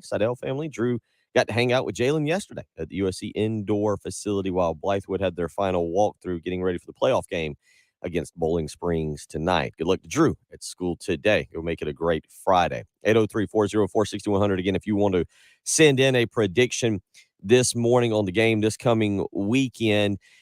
Patrick, it's quietly evolved into a really fun weekend. Clemson Notre Dame was a game I had circled early on. Maybe Notre Dame has not necessarily lived up to the hype. Clemson has. They're number 4 in the most recent college football playoff. Not a huge favorite. We'll pick that game, but it's part of what should be a great night of college football. And Georgia, Tennessee will be the 3:30 game. That'll be the lead in. It's a 3-4 TV type weekend here for college football that could really alter some of what we learned on, what was it, Tuesday night when they released the first college football playoff ranking. Right, and I've got a bunch of buddies in town because that's right, South Carolina's playing Vanderbilt, and now the discussion has turned to, are we going to the game, or are we going to go to a bar, because there's so many other games to watch. Can we really be in I think it's called First Bank Stadium, no longer Vanderbilt Stadium? Do we want to be in Vanderbilt Stadium while LSU is playing Alabama? I don't know, but also I do feel like with just the way the world works and my luck, if we decide not to go to the game and watch at a bar, Alabama's going to blow out LSU. But if we go to the game, then it's going to be the game of the century, and they're going to goal, and LSU's going to upset them somehow. But it really is an awesome game. I mean, Georgia Tennessee is the biggest game of the year. I saw some ridiculous numbers coming out of Georgia. There's like 21 5-stars in Athens, right? Like coming down for this weekend. It's going to be crazy. I don't think Notre Dame has any chance of beating Clemson, is my inkling. They've played better. It's just that team, they're painful to watch. If you're a Notre Dame fan this year, it's been painful. I mean, week to week, they're just, you never know what you're going to get with them. So it is an awesome weekend. I mean, I couldn't be more excited for the Georgia Tennessee game. I couldn't be more excited for the Alabama LSU game. If you've got multiple TVs, you're going to need all of them this weekend. Let's just kind of run down some of the. There's 2 noon SEC games that are just interesting. I think the noon slate is okay. It's not great, but it's okay. But the 2 SEC games, from a standpoint of where are these programs going, what is happening here? Florida at Texas A&M. Obviously, South Carolina saw Texas A&M just a few weeks ago. They'll see Florida next week. The Gators go on the road. I'd refuse. I just don't believe, even if Florida wins, Jimbo Fisher and all that money, I don't see him being fired. But Texas A&M's got to be reaching a boiling point after the loss to Mississippi last week. And then you've got Kentucky and Missouri. And Kentucky's only a 2-point favorite in that game. And I don't know if Missouri found something last week. We know they've been competitive. But Missouri, for as bad as South Carolina was offensively, Missouri didn't look bad. Like I didn't feel like I felt like that was Missouri just flat beating South Carolina and not South Carolina going out and having 7 turnovers or anything. I thought Missouri played well. And then Kentucky gets just stomped by Tennessee. Those are the 2 noon games. None of the 4 are ranked. One's on ESPN, one's on the SEC network. I'm just fascinated to see where those 4 programs are heading here as we go into November. Yeah, Kentucky and Missouri are 2 teams that we have no idea what they are. I mean, Kentucky was at times this season a top 10 team. Not that they played like it, but they were ranked inside the top 10, I think. And they couldn't do anything last week. And not only could they not do anything, I mean, Will Levis did not elevate that offense in any way, shape, or form. He was under 100 yards with 3 interceptions. Like it was horrible. And for a top 10 quarterback, supposedly you would like to see him elevate his team or his offense and not see complete disasters like what we saw with Kentucky and Tennessee. Missouri, we've seen them obviously be really good against South Carolina. We've seen them play great against Georgia, and then we've seen them almost lose to Vanderbilt at home. Like both these teams, what the high and the lows of what they've been this year are crazy. Same with Florida, of course. I mean, for people that only watched them against Utah, they looked like world beaters, and we thought Anthony Richardson was going to be the number 1 pick and the Heisman Trophy winner, and they've just tumbled the last, I guess, 7 weeks since then, and it's been a mess, but not as big of a mess as Texas A&M. And now, yeah, they're not going to fire Jimbo. I mean, they can't afford it. Auburn's going to have, I don't know how many coaches they're paying right now, but all those buyouts combined don't match what Jimbo's would be right now. So they can't fire him, but it would be, I'm hoping it would be so funny if Texas A&M missed a bowl. just looking at it, I mean, you say it would be. They're 3-5, Pat. I don't. They have work to do to make a bowl. Like it's not. It might happen. I mean, again, Florida, Auburn. They're at Auburn, and I don't know what Auburn is going to look. Auburn's on a bye week, by the way. Auburn's got a bye week. They get a chance. They finally make the move on Brian Harsin. They actually, I don't think Auburn's on a bye week. I think I just clicked on a game. Auburn is at Mississippi State. Thank you. I apologize. That's another night game. But Auburn has got Mississippi State, and then Texas A&M. A&M still got LSU as well. This team very well could be 4-8. You talk about missing a bowl. The only win they've got guaranteed left is I would assume UMass, and that could be something. But that's the afternoon slate there. A&M, Florida. That's the noon slate there. A&M hosting Florida in College Station. Golly, you want to take a guess at what the crowd will be for a 11 a.m. kick in College Station for a 3-5 Aggie team? I don't know, because this Kyle Field, the A&M, the 12th man, all that, they're supposed to be that fan base that they're going to show up no matter what. I don't know if this is that type of game. Like, can they couldn't possibly fill the stadium up, right? I mean, Texas A&M is not a school that has sellouts every week, is it? I don't think that officially they have sellouts. It's a massive stadium, but I mean, again, this is getting to be an all-time low for Texas A&M because everybody thought Jimbo Fisher would get it done. The recruiting classes were so good. He's beating Nick Saban last year, and then he's taking it to him, in press conferences when Saban's calling out A&M. This was supposed to be it. Now, karma is biting back, and it's biting back strong. Yeah, I mean, we don't talk enough about the fact that Texas A&M literally gave Jimbo Fisher a blank national championship trophy. And now here we are in year 5. He's going to have a losing record. I mean, it is horrible. And all the suspensions, I don't know what – did we ever actually – are we ever going to find out what actually happened before the South Carolina game with all those suspensions? I don't know. Because we heard the rumors. There were reports of smoking weed in the locker room. I was like, if your team has gone to that level, you're suspending 5-star freshmen, you're going to have a losing record. If they lose to Florida this week, I mean, they're going to get stomped on by LSU, I'm sure, to end the season. You can't pay $85 million for a buyout. It's just not – you just can't do it. But you can't look forward and be like, next year is going to be better. Maybe it won't be this bad, but you're just putting all your eggs in the Connor Weigman basket and saying, we're okay, we have him, because people are going to leave this year. They're going to lose probably at least 3 5-stars from this roster this year. Well, it's a mess. It's a mess. And tomorrow, that's a noon game. If Florida goes in and wins that's why I say again, I'm not saying it's a game that you're glued to because of implications for national championships or divisions or anything.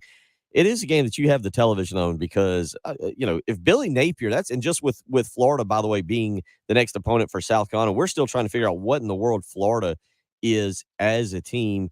Florida coming down the stretch, they're 4-4, Patrick, by the way. Bowl eligibility probably for them, but it's not a guaranteed thing. A&M this weekend, South Carolina, they should beat Vanderbilt in Nashville, but going to Tallahassee on the day after Thanksgiving on Friday is not guaranteed. It's very possible that Florida could miss a bowl game as well in Billy Napier's first year. I mean, yeah, I think they need the 6-7 game, but they could very well beat A&M, beat South Carolina next week, beat Vanderbilt. Oh, yeah. They could truly go 1-3 in this stretch, and no one would be surprised, or they could go 4-0 in this stretch, and no one would be super surprised. I mean, their ceiling is. I mean, they do have talent on that team. It's just it's going to be a work in progress, and I don't really know what the vibes are in Gainesville right now with the fans. I don't know what they're blaming Billy Napier for or what, but the season's not going how they wanted to. They didn't get Cormani McLean, which is crazy. One of the biggest upsets we've seen in a while, because they were fully banking on getting him, and now they might miss a bowl game.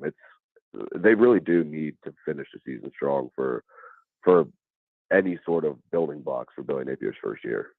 803-404-6100. We'll get into some more games coming up this weekend with Patrick Perret. But right now, I want to give you an opportunity to win a pair of tickets to Tuesday night South Carolina home opener against South Carolina State.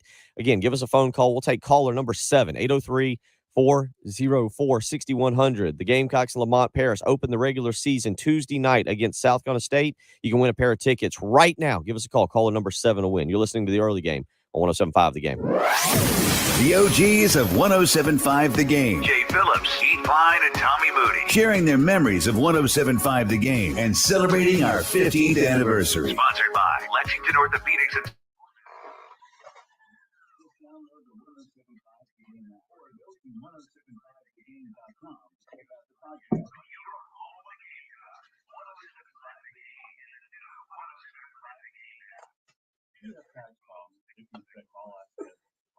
Now's the time to do something. Hi, I'm local attorney John Exton with the Exton Law Firm. Every one of our firms truly believes we can improve the lives of our clients by eliminating the stress and worry of IRS tax problems. We're a local South Carolina law firm dedicated to resolving tax problems.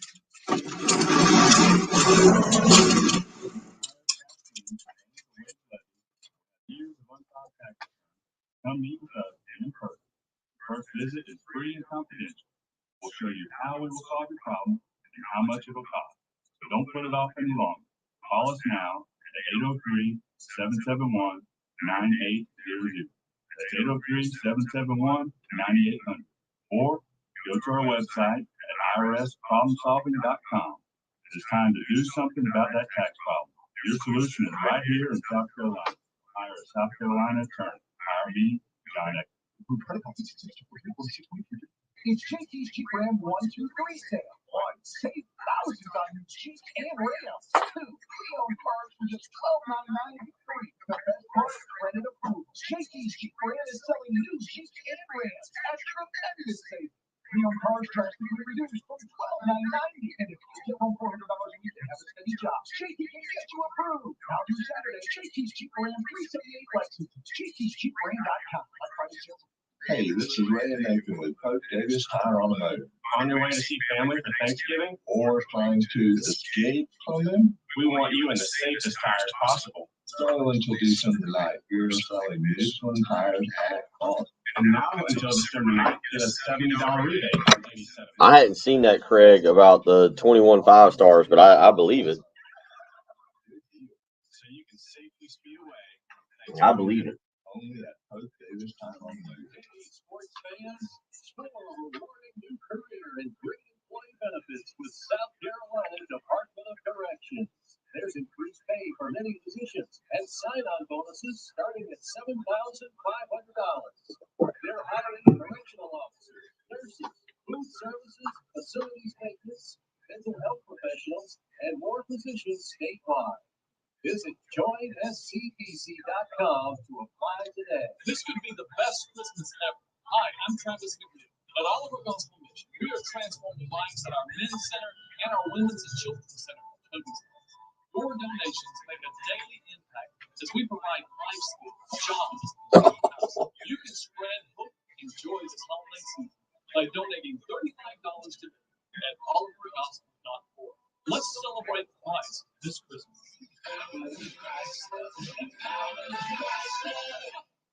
My dad has a cold, but also has high blood pressure. That's why I got him this NyQuil high blood pressure for fast, powerful nighttime relief. Unlike some ordinary cold medicines, it's specially formulated for people like my dad. NyQuil high blood pressure is sugar-free, alcohol-free, and decongestant-free. It's NyQuil high blood pressure. Nighttime sniffling, sneezing, coughing, aching, fever, sore throat, cold and flu for people with high blood pressure. Like my dad. Medicine. Music director. Finding great candidates to hire can be like, well, trying to find a needle in a haystack, but not with ZipRecruiter. Its powerful technology actively finds and invites qualified candidates to apply to your job. So while other companies might deliver a lot of hay, ZipRecruiter finds you the needle in the haystack. See why 4 out of 5 employers who post a job on ZipRecruiter get a quality candidate within the first day. Try ZipRecruiter for free at ZipRecruiter.com/free. That's ZipRecruiter.com/free.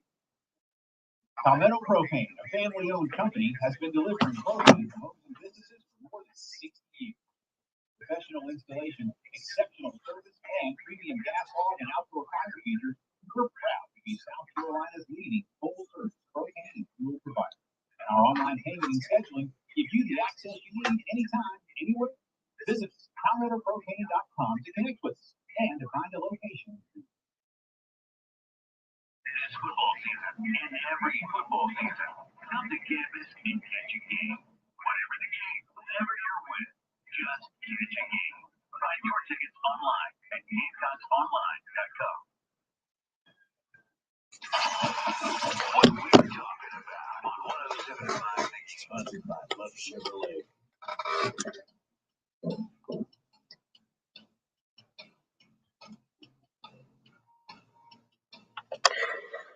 803-404-6100. If you want to send in a text message or a prediction, talk a little national college football right now as we kind of get into, we'll make some picks in the next hour. We'll get more into South Carolina Vanderbilt coming up in the next hour with Patrick. Chris Deering set to join me in about 20 minutes for the C&T Foundation's high school highlights of the week. And again, we'll get more back into South Carolina Vanderbilt coming up in hour number 3. But Patrick, we're talking about that morning slate. And again, not anything in particular. North Carolina at Virginia. Drake May's been really good this year for North Carolina. Ohio State goes to Northwestern. Poof. Northwestern is bad. I think it was Stuart Mandel who saw the line on it, put the tweet out earlier in the week and said 36. Is that only the first half line or Northwestern and Pat Fitzgerald? I hate to see that. With Pat Fitzgerald, seems like a good guy. The 3:30 slate, not bad. Oklahoma, Baylor, neither team ranked, but Patrick, Oklahoma kind of getting things going a little bit with Brent Venables turning the corner a little bit. That one could be kind of interesting. It doesn't matter. Big 12. Yeah.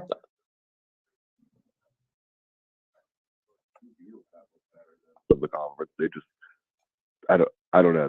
They've been really lucky this year, and they are a good team, but the Big 12 conference is crazy. And I'm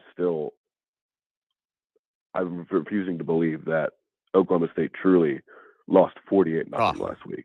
I mean, it was so stunning. I'm absolutely shook a week later. I can't believe it. Yeah, Baylor, Oklahoma. Also a decent game at 3:30 on FS1. Oklahoma State, the team you just mentioned, they'll go to Kansas, and Kansas obviously has been the feel-good story of the season. They have come back to earth a little bit, losses to TCU, Oklahoma, and Baylor, 3 straight after the 5-0 start. Now they get Oklahoma State there in Lawrence, Kansas. But Patrick, all eyes, everybody will be tuned in at 3:30. Tennessee, Georgia. I'm surprised that this point spread opened as Georgia minus the 9. We will end up picking it. I believe I'm going to get an updated line right now, but I believe we'll pick it at Georgia minus the 8.5. Georgia defense against Tennessee offense. If Georgia can't stop the Tennessee offense, then just nobody can, right? 100%. Yeah, this is Tennessee. When's the last time we saw a team like come out of just nowhere like Tennessee did? Because everyone wants to make the comparison to the LSU 2019 offense, but LSU was recruiting at an outrageous level. They always had the talent. It wasn't as much of a surprise. And I mean, Alabama was the validation game for them. After they beat Alabama, it was done. I mean, everyone knew that this team was national championship or bust for them. This is the test ultimately. We've seen the last couple of weeks that Alabama looks somewhat human. It's not one of these juggernaut Alabama teams, so maybe we can write off that they beat a not great Alabama team. Nealon was rocking that day. They got the home field buzz, but when you travel to Athens, beat the defending national champions, the most talented team in America, if they can beat Georgia like that, it's over. I mean, they're going to probably win the national championship at this point because Georgia's defense is the last hope for them. This is, you look at this. We'll make our picks later, and sometimes we pull versus our pick, but like I'm pulling for Georgia to win to completely throw the college football playoff into chaos, where you've got Tennessee having beaten Alabama, Georgia beats Tennessee, you got a whole bunch of one-loss teams, TCU sitting out there, Clemson sitting out there, Michigan, Ohio State, all this wild. Is that where you're going with this, or do you want to see Tennessee make a magical run? I mean, I kind of want to see Tennessee do it just because I find Hendon Hooker to be really likable, having grinded it out at Virginia Tech, not a good fit. Like his whole story, 24 years old. Josh Heupel is such a dork. I mean, such a dork, but in a charming way. You can't hate Josh Heupel, but I feel like Georgia is kind of villainous. Like I do not like Kirby. They recruit effortlessly in Atlanta. Like everything's sort of set up for them. They bark like dogs, which is the most cringeworthy thing in the world. I kind of want to see the magic continue, but also I'm afraid of what Tennessee beating Georgia and then running to a college football playoff. I'm afraid of the rocket ship that it might put them on after this. Well, I mean, possibly, but I think there's the question will be what happens with Oklahoma? Like, does Oklahoma kind of muddle around with Brent Venables, or does Oklahoma get like buyer's remorse on Venables, and all of a sudden that leash gets incredibly short because they're looking at bringing their former offensive coordinator, who I believe they fired. I need to go look at exact terminology on what happened to Josh Heupel at Oklahoma. I think he got fired from there. Would they be open to bringing him home? I'm sure they would, but would he be open to going back is the question, right? Why would he? I mean, it's home. It's but home. You don't just win a national championship. Like, if he wins a national championship this year, you don't just win a national championship and leave. No. And they wouldn't fire Brent Venables after this year.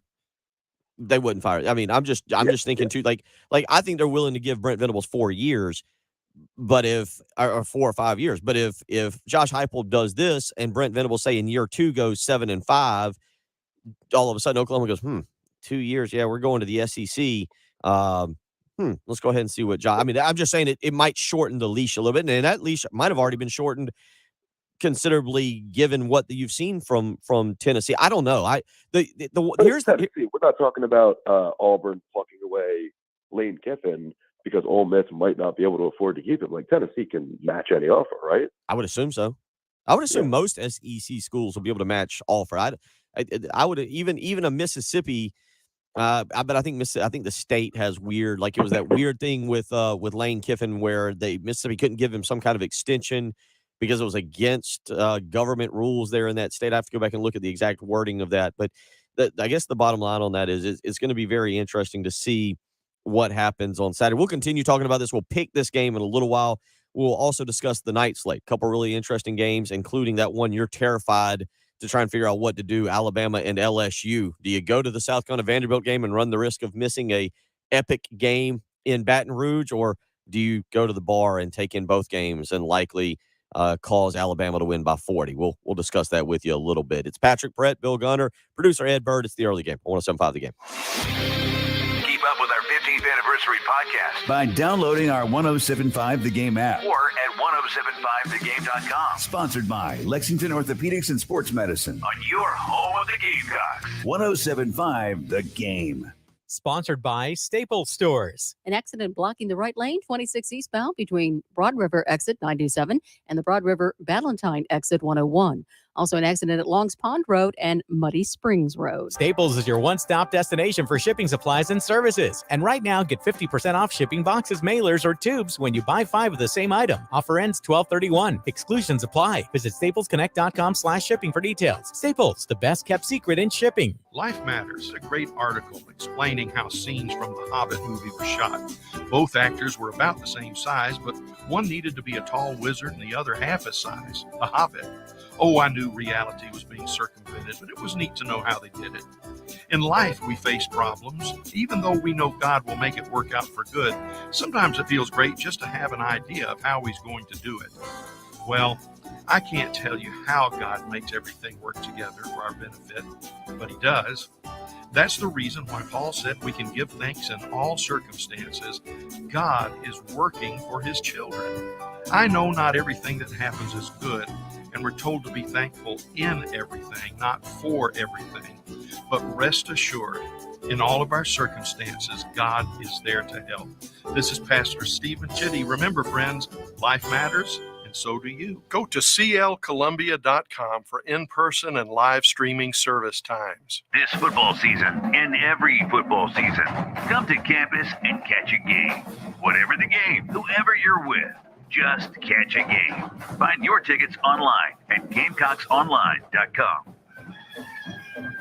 Did you know State Credit Union now offers the same services big banks offer? Services like online account opening, online loan applications, mobile banking, remote check deposit, person-to-person transfers, electronic signatures, and more. All with better interest rates and lower fees than the big banks. Check them out today and see why over 400 people per month are joining State Credit Union. Visit them online at scscu.com. That's scscu.com.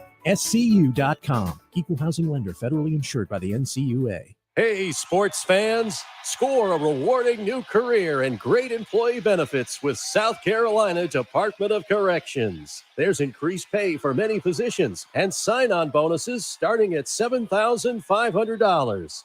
They're hiring correctional officers, nurses, food services, facilities maintenance, mental health professionals, and more positions statewide.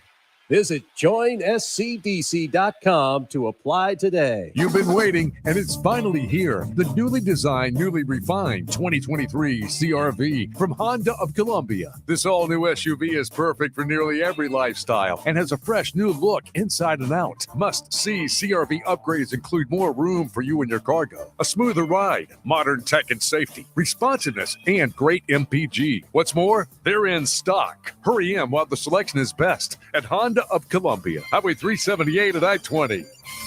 If you're dealing with injuries or pain, count on the experts at Lexington Orthopedics and Sports Medicine to get you moving again. Our highly specialized physicians offer comprehensive care for patients at 5 convenient locations throughout the Midlands.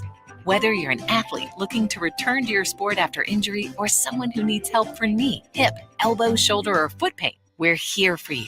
Our expert team can get you better sooner. Visit lexmed.com/ortho to learn more. Wow, this area is gorgeous. Yeah, your brother really moved to a great neighborhood, eh? I can't wait to see Uncle Josh. Oh, look at that home. Ooh, I want to live in that one. Whoa, now that is architecture. I'm asking Josh who the builder is. Looking for a new home design? Lexington Discount Homes is one of South Carolina's leading retailers of manufactured homes. Having been in business since 1987, we've developed a reputation for providing quality factory-built homes for a variety of budgets. Go to lexingtondiscounthomes.com or call 803-951-1900. Broadcasting live from the Herndon Chevrolet Studios. This is 107.5 The Game. Stop by or shop online today and see why Herndon Chevrolet makes you smile. The early game with Bill Gunter and Jen Jensen on your home of the Gamecocks. 107.5 The Game.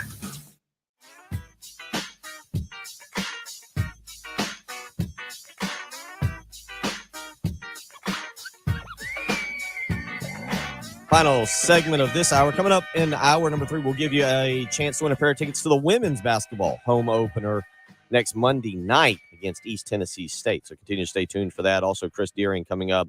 CNT Foundation's high school highlights of the week. We'll get into the playoffs now, as that is upon us, and should be a fun night of high school football across the Midlands. We'll get into that coming up with Chris Deering here in about 10 minutes. But wrapping up hour number 2 with Patrick Perret, and Patrick and I will make our picks coming up in hour 3. So that's another reason to hang around.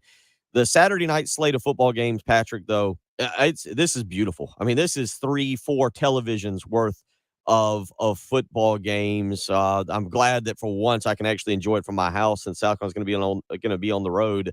South Carolina Vanderbilt, we'll talk a lot about that in hour number 3. Clemson Notre Dame, we'll get into that a little bit as well. But you got Alabama. I mean, honestly, Alabama LSU, Texas Kansas State's really good. We just mentioned Clemson Notre Dame, South Carolina Vanderbilt. And, oh, by the way, this game that used to mean so much in college football, Florida State and Miami, also will take place. It's a really, really good night of college football. Yeah. Also, does TCU play? They play Texas Tech. Is that an early game? Is that this weekend, or are they off this week?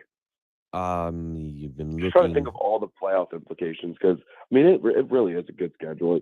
Like the Big 12, I said, has just been fun. Texas, Kansas State's gonna be a fun game.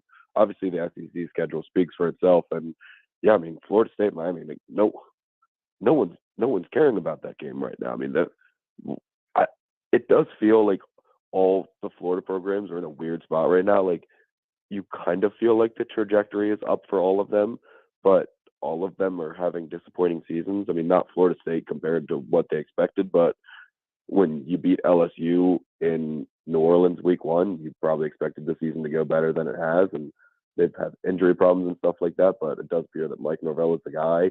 And yeah, just the Big 3 in Florida is such a fascinating situation right now.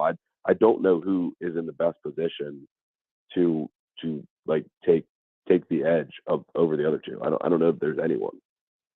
I don't know. The Florida State Miami game will be kind of on the list. To answer your question, TCU Texas Tech, TCU hosts Texas Tech noon Fox game there in Fort Worth. But I mean, to go back here, Alabama and LSU, it's a big point spread. We'll pick it here in the next hour.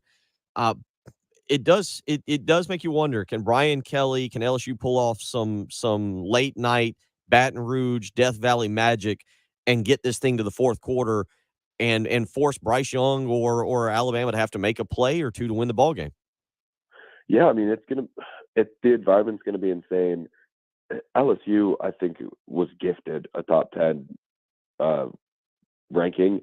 I don't think they deserve to be one of the 10 best teams in college football. I don't think they are one of the 10 best teams in college football, but I do think they maybe have unlocked something over the last couple of weeks. That just beat down of Ole Miss was fairly telling. I mean, I'm curious. Like Alabama is beatable.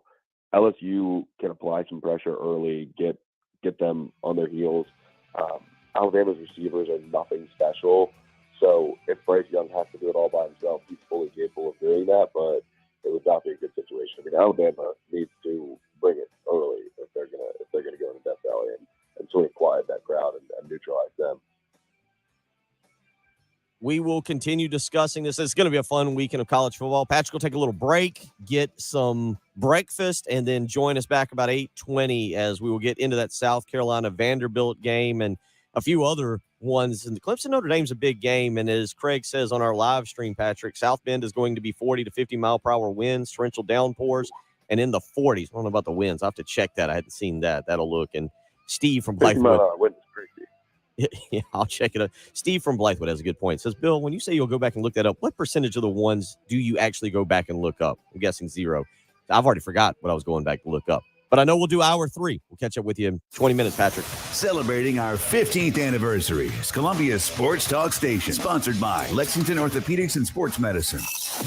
WNKT-FM, Eastover, Columbia. 107.5 The Game. A Cumulus Media Station. Great, call 888-411-7640 for details. It's Dodgeland's 1-2-3 sale. 1. Save thousands on new Rams, Chargers, and Challengers. 2. Pre-owned cars from just $12,990. 3. The best part, credit approval. Dodgeland is selling new Rams, Chargers, and Challengers at tremendous savings. Pre-owned cars drastically reduced from $12,990. And if you take home $400 a week and have a steady job, JT can get you approved. Now through Saturday.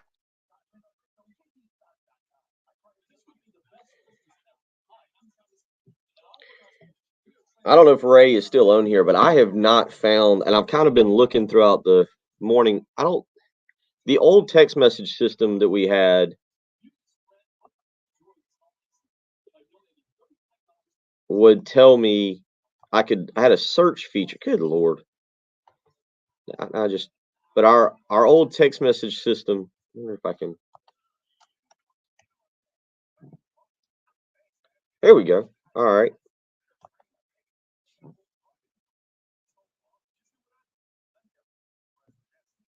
Chris is right off at the top of the hour, right?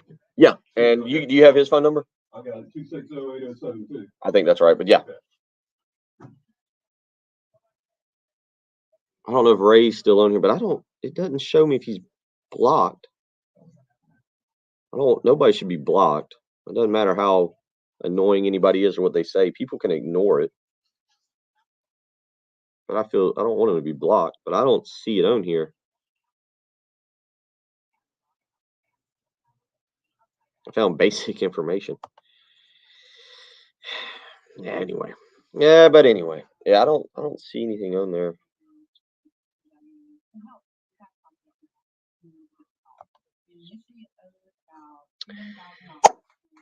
Yeah, it did rain in Nashville. I remember that. It rained, I think, early, if I remember correctly.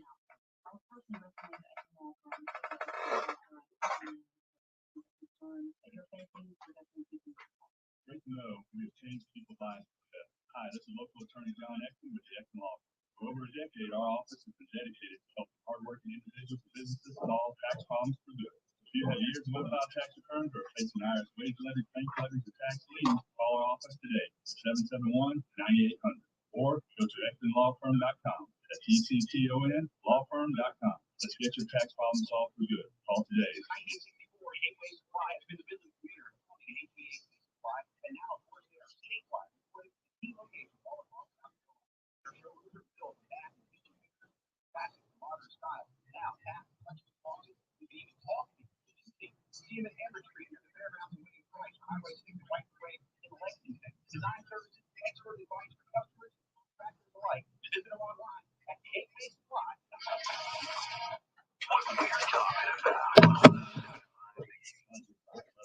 Let's see here.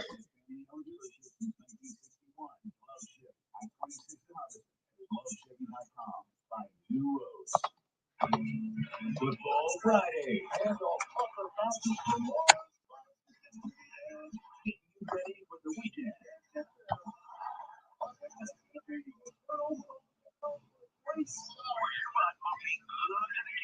On your home of the Gamecocks.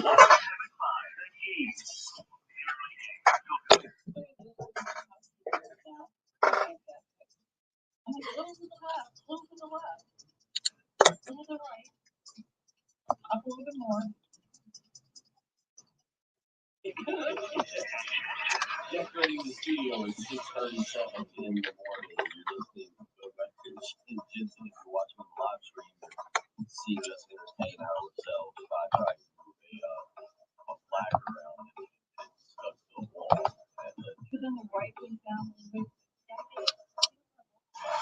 On your home of the Gamecocks. Not gonna believe this. 107.5. It killed 16 Czechoslovakians. Guy was an Syrian secretary. The game.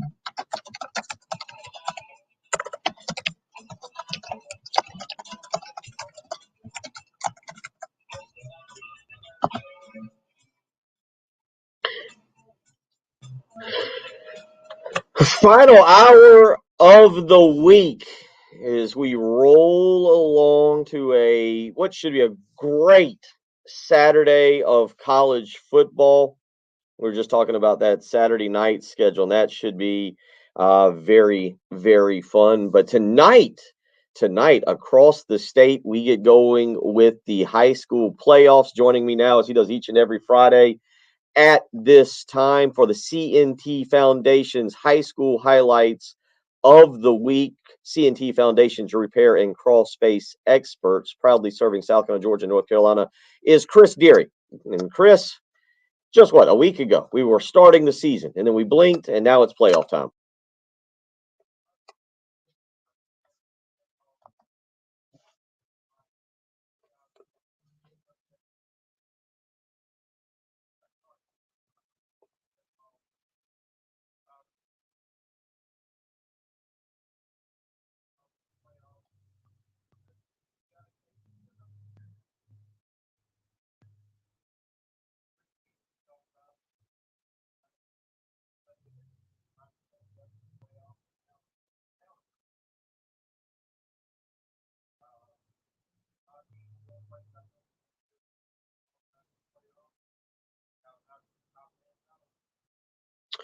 Let's just go ahead real quick. The game you're going to tonight. That way I don't just repeat it over and over and over. But where are you heading tonight? Where will Chris Deering be?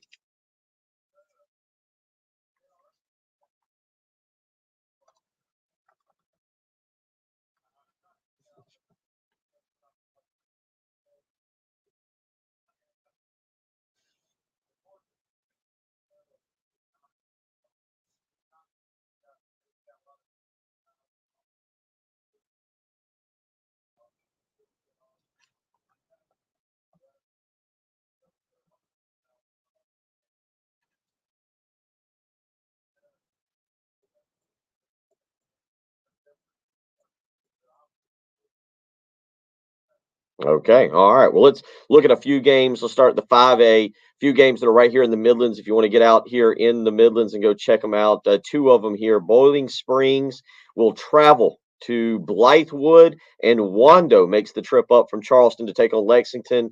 Give us a breakdown of those two.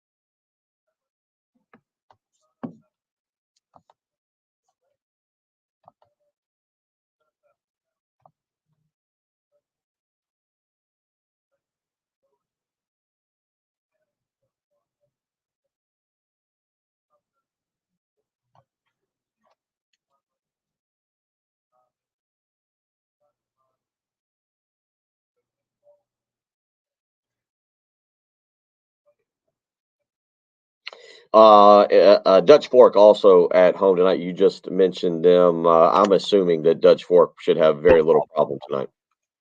Yeah, they play Malden at home, and that shouldn't. I don't think that would be much of a challenge for Dutch Fork. Tom Knotts will probably build a big first half lead and turn it over to his reserves in the second half. I wrote a piece for Prep Red Zone this week on Jarvis Green. We were doing a series on all 7 finalists for Mr. Football, and I had Jarvis Green as one of my guys. And talking to Tom Knotts this week, he even admitted the last few weeks of the season it's turned into the Jarvis Green show. And in 2 games against River Bluff and Lexington, he only played a half in each game, and he accounted for 13 touchdowns. So one full game, 4 quarters, Jarvis Green scored 14 touchdowns in those last 2 games of the year. So he's playing really good right now. That I think Dutch Fork has got to be the favorite. I mean, you still got Gaffney, the defending state champs in the upper state. You got a good Dorman team who has to go on the road tonight and play Clover. Spartanburg's been playing really well. Hannah's really good in the upstate. So it's going to be the upstate's loaded with a lot of good teams, and we'll see if Dutch Fork can, navigate that minefield and get to the championship at Benedict in December. Unless I missed one, and tell me if I did not see any local, what I say, Midlands games in 4A. We'll come back and circle to a few teams that are playing, but I did not see any local games. I saw some in 3A here that we'll get to. Loris traveling to Camden, Hanahan at BC tonight, and Battery Creek making the trip over to Gilbert, America to take on the Indians. We'll get to 3A in a minute. We'll go back to 4A real quick. We got AC Flora at home against Wilson. Okay. Irmo at home against North Myrtle Beach, and Westwood at home against Bluffton. So we got 3 4A teams playing at home. Oh, I see. I see how the high school website, there's another little tab that you scroll down on. Clever. Yeah. You just looked at the upper state. There's nobody in the upper state for 4A, but lower state's got them. Yeah, a little tab. Okay, good. All right, give me those games. So, talk about AC Flora, undefeated 10-0, Markel Townsend. He's nearing 2,000 yards on the season. I can't say enough about him. He's one of my favorite backs to watch. I do think things could change obviously, but we might be headed for an AC Flora South Florence showdown in the lower state championship, and that would be a fantastic game if we can get that. AC Flora's got to take care of Wilson tonight. Wilson can score some points, but I don't think they can stop this Flora offense. And then Irmo's on home against North Myrtle. Irmo sort of benefited from the Ridgeview thing this week with being disqualified from the playoffs. They get a home game against North Myrtle. I expect them to win that one. North Myrtle has struggled this year and has not played that well. And Aaron Brand, AJ Brand has been really good at quarterback, and I expect him to continue that. And then Westwood, again, a team that benefited from the Ridgeview ruling this week. They get a home game against Bluffton, and Dylan O'Neill, the quarterback, he's played well all year, and hopefully he can, continue to play well and get that team into the second round if possible. Excuse me, I see what you were talking. Real quick, South Florence, Lenora Sellers, South Carolina made the offer to him. Have you had a chance to watch him? What can you share with him about not just what he is now, but I understand in talking with people, his development really over the last 24 months as a quarterback and not just an athlete playing the position, but a legitimate quarterback has been really impressive to watch and what he has become. And I've even had some people tell me he's going to go to the Shrine Bowl, and there's a good chance his ranking in terms of 24/7 Sports or Own 3 is going to shoot up pretty substantially when people really see him at the Shrine Bowl practices. Well, I think it's safe to say, and I've not seen him in person. I watched a lot of his huddle film and highlights, and every chance I can get, I try to watch him. But I think hands down, he's the best player in the state of South Carolina this year.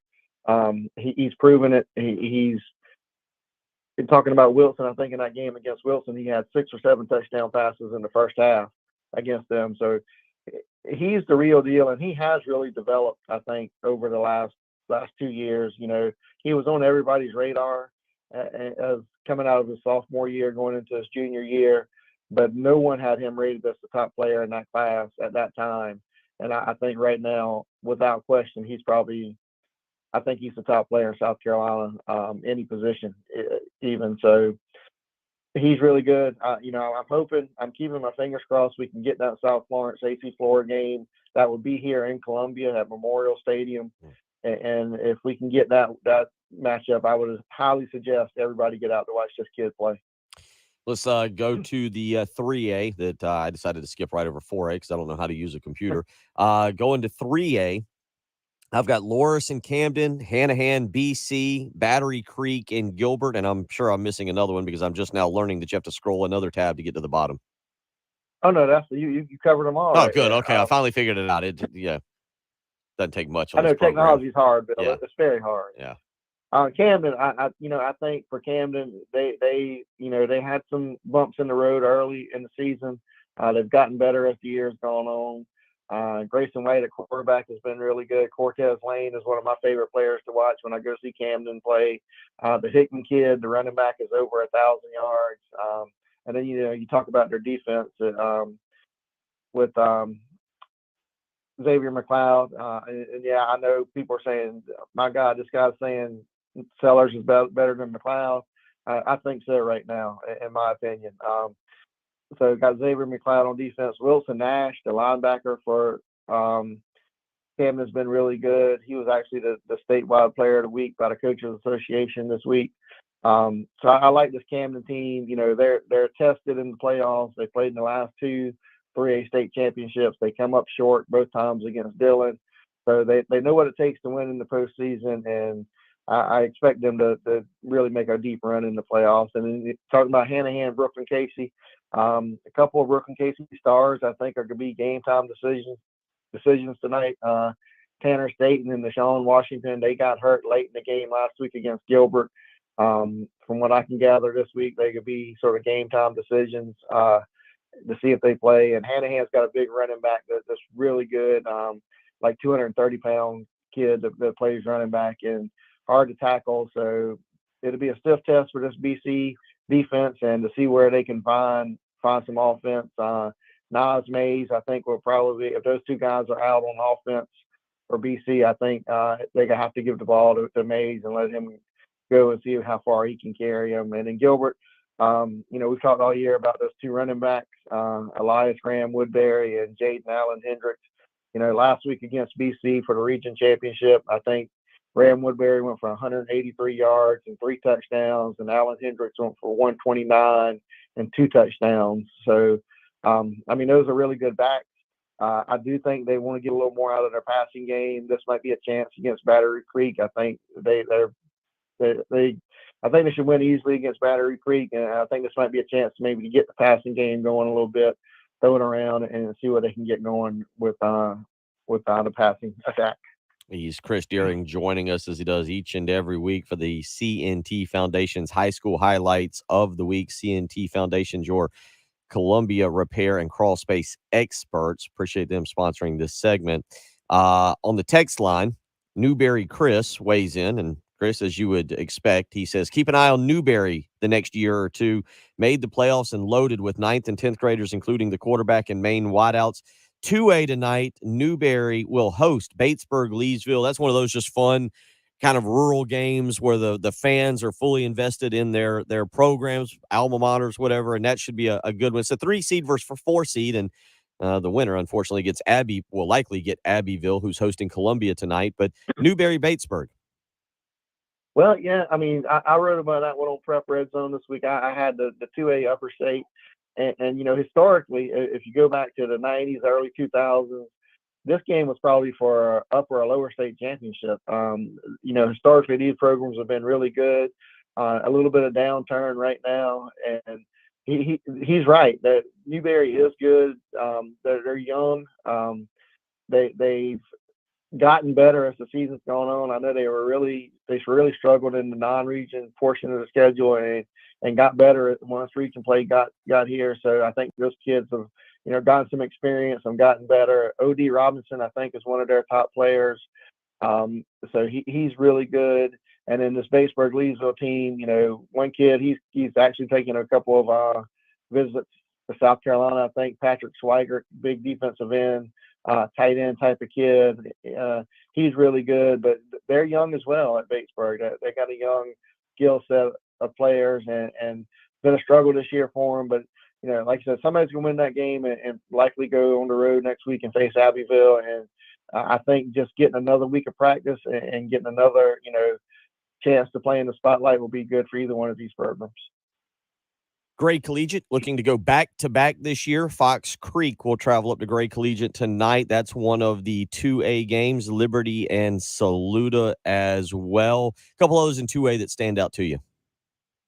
Well, I'm going to talk about Gray Collegiate because I don't think we've given them enough credit here all season long because, they started out 0-3 and they've won 7 in a row since. I'm not going to bet against Adam Holmes in the playoffs after what they did last year. They are in the bracket with Abbeville. I do think we're probably heading towards a Gray Collegiate Abbeville showdown, even though Gray will have the winners Liberty and Saluda next week if they can win tonight. But Riley Staten's been really good, the quarterback there. B.J. Montgomery, the running back, got 3 good receivers, and Devin Johnson, Zy Alford, who's the son of former Carolina player Willie Alford, and then Davion Smith. So those guys have been good all season, and we hadn't talked about them much on this program, but no slight to them. I think they got a chance to make a run here in the 2A playoffs, and we'll talk about them a lot over the next few weeks. Like I say, Liberty and Saluda is another game. Saluda ended up finishing 3rd in that region behind Strong Thurman. It'll be interesting to see what Saluda does in the playoffs. They're 8-2. They were ranked number 1 for a little bit early in the season until they had those 2 back-to-back losses against, I think it was Silver Bluff and Strong Thurman. So that could be a very, very potential high-profile second-round game, which we have a few that could be high-profile in the second round, and that's one of them that could be really interesting. He's Chris Deering again, joins us each and every week. Is there any ones we've missed that you want to point out here as we've kind of gone through 2A, 3A, 4A, and 5A? Anything else that we need to get to and give a little love to tonight? Well, one thing we hadn't talked about hardly any this year on the program is the SCISA teams. And, you know, this year is a little different. This is the first year they've gone to 4 classes. They've always been a 3-class organization. Now they got class 4A, 3A, 2A, and 1A. And all the Columbia teams are in that 4A bracket. And the favorite, you know, going in has got to be Hammond. They get Augusta Christian at home tonight. They you know, Hammond went to Gaffney. We did talk about them when they went to Gaffney and lost 14-7 early in the year. They lost a couple of games from out-of-state teams. But this Hammond team has not missed a beat against SCISA competition. They've dominated all season, and I expect that to continue. Heathwood Hall's at home tonight. They get Portugal. That's a very young team as well. They have a freshman quarterback and a belt kid that's been really good. Cardinal Newman has to go on the road in 4A against Lawrence Manning, and then Ben Lippen has Trinity Collegiate at home. So only 8 teams make the playoffs in each classification.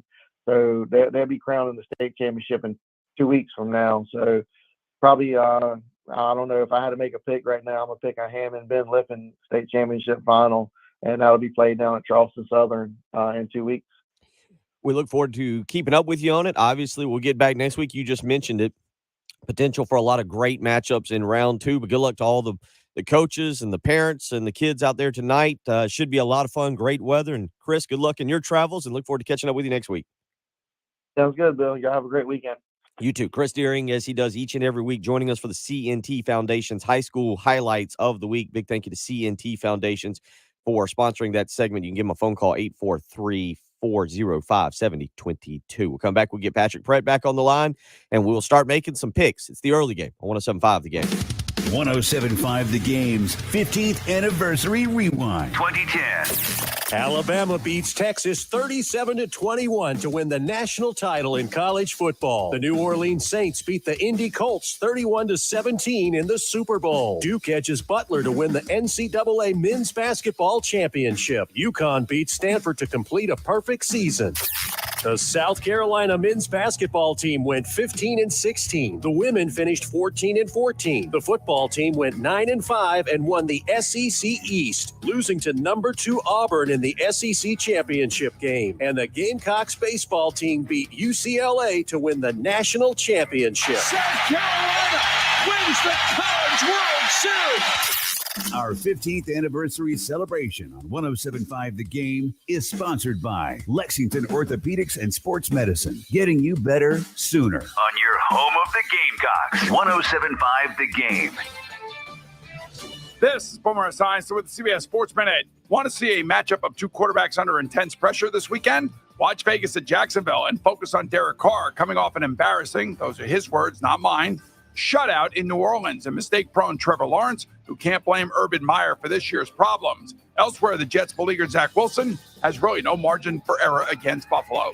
I'm Boomer Esiason.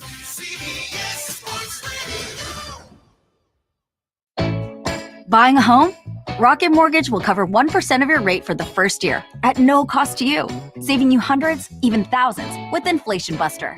For example, if you lock a 7% rate today, you'll only pay 6% for a year. That means more road trips, more date nights, more front row seats every month for a year. And your rate is secured for 30 years. Plus, if rates drop within 3 years of your home purchase, you get exclusive savings when you refinance with Rate Drop Advantage. More home upgrades, more rainy day funds, more cash in your pocket. Save when you buy today and refinance tomorrow. Call 833-7ROCKET today or visit inflationbuster.com to start saving. That's 833-7ROCKET or go to inflationbuster.com. For fees covered rate like date requirements and other terms and conditions, visit Illinois. Illinois is where Jen is at.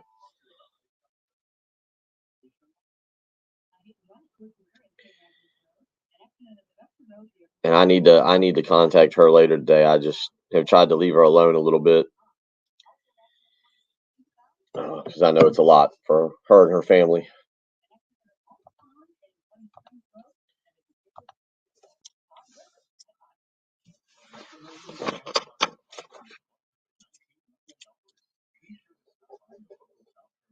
All right, let's see here.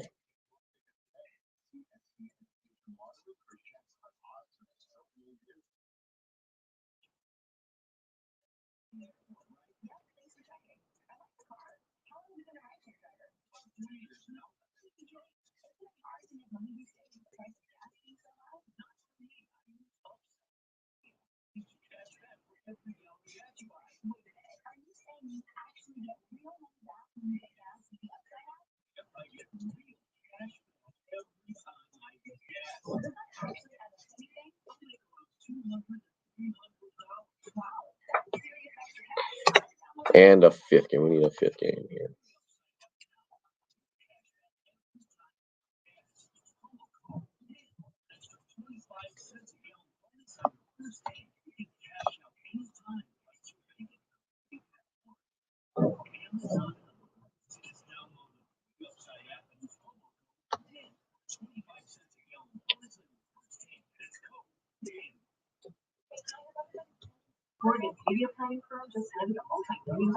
Coastal game was fun to watch. Coastal game was definitely fun to watch.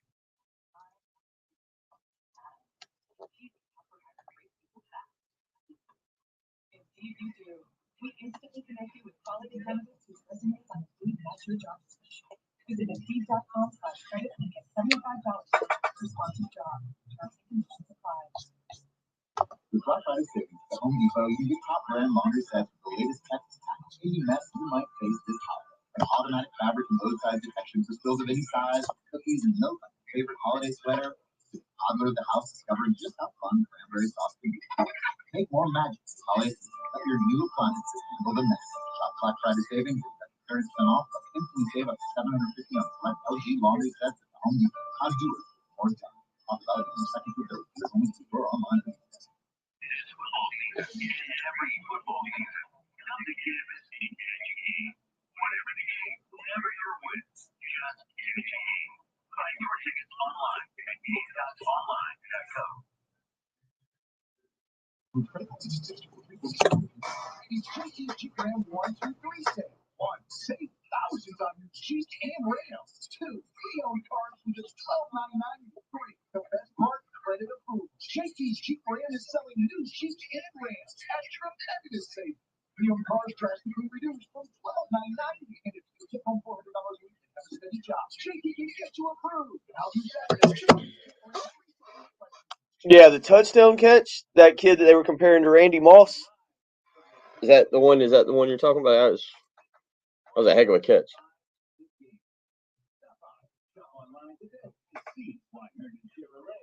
Yeah, that's fine. That way you can handle it kind of during that's no problem. Okay.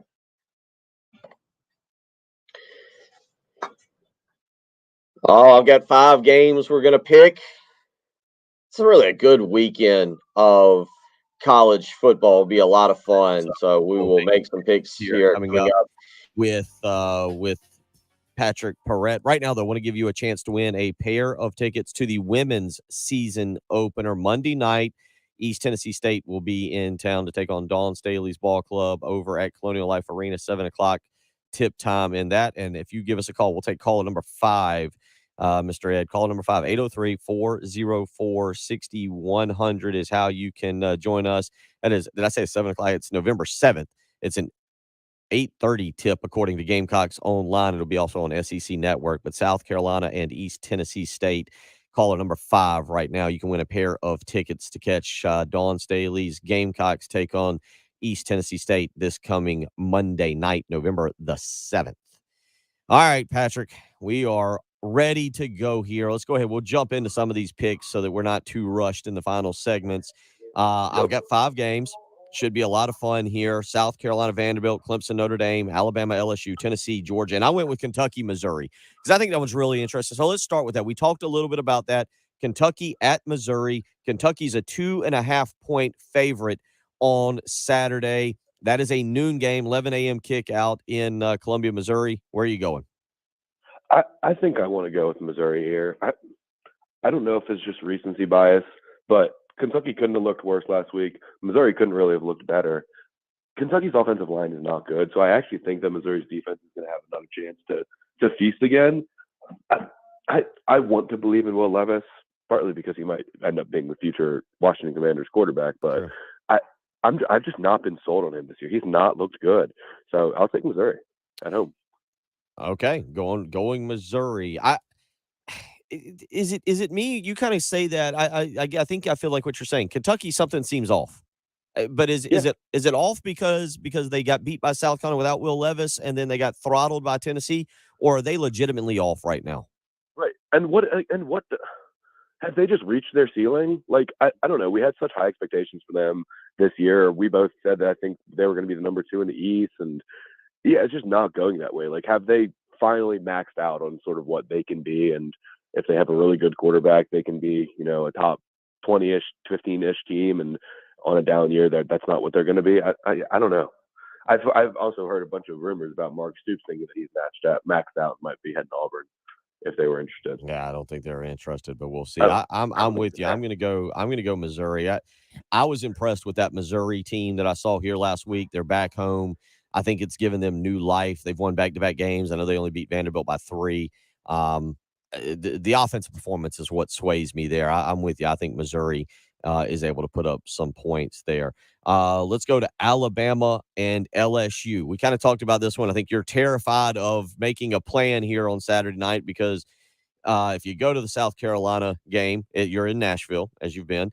If you go to South Carolina Vandy, it's going to be a thriller in Baton Rouge. If you go to one of the fun bars there, it's going to be a situation with it's going to be a situation where it turns out to be a blowout. And then you really wait. Although you can't go wrong when you have many games. So where are you going? Where are you going with this one? 13.5, by the way, is the number. 13 and a half. 13.5, I'll take Tigers. I mean, it's just such a good environment. Alabama's going to, I think, be relatively conservative. And also just the receivers on Alabama, they're not what we're used to seeing there. So Bryce Young has to do everything himself. Their offensive line has had some issues. I think Bryce Young is amazing. I think he should be the number 1 pick. He's incredible, but I can't see Alabama blowing out LSU.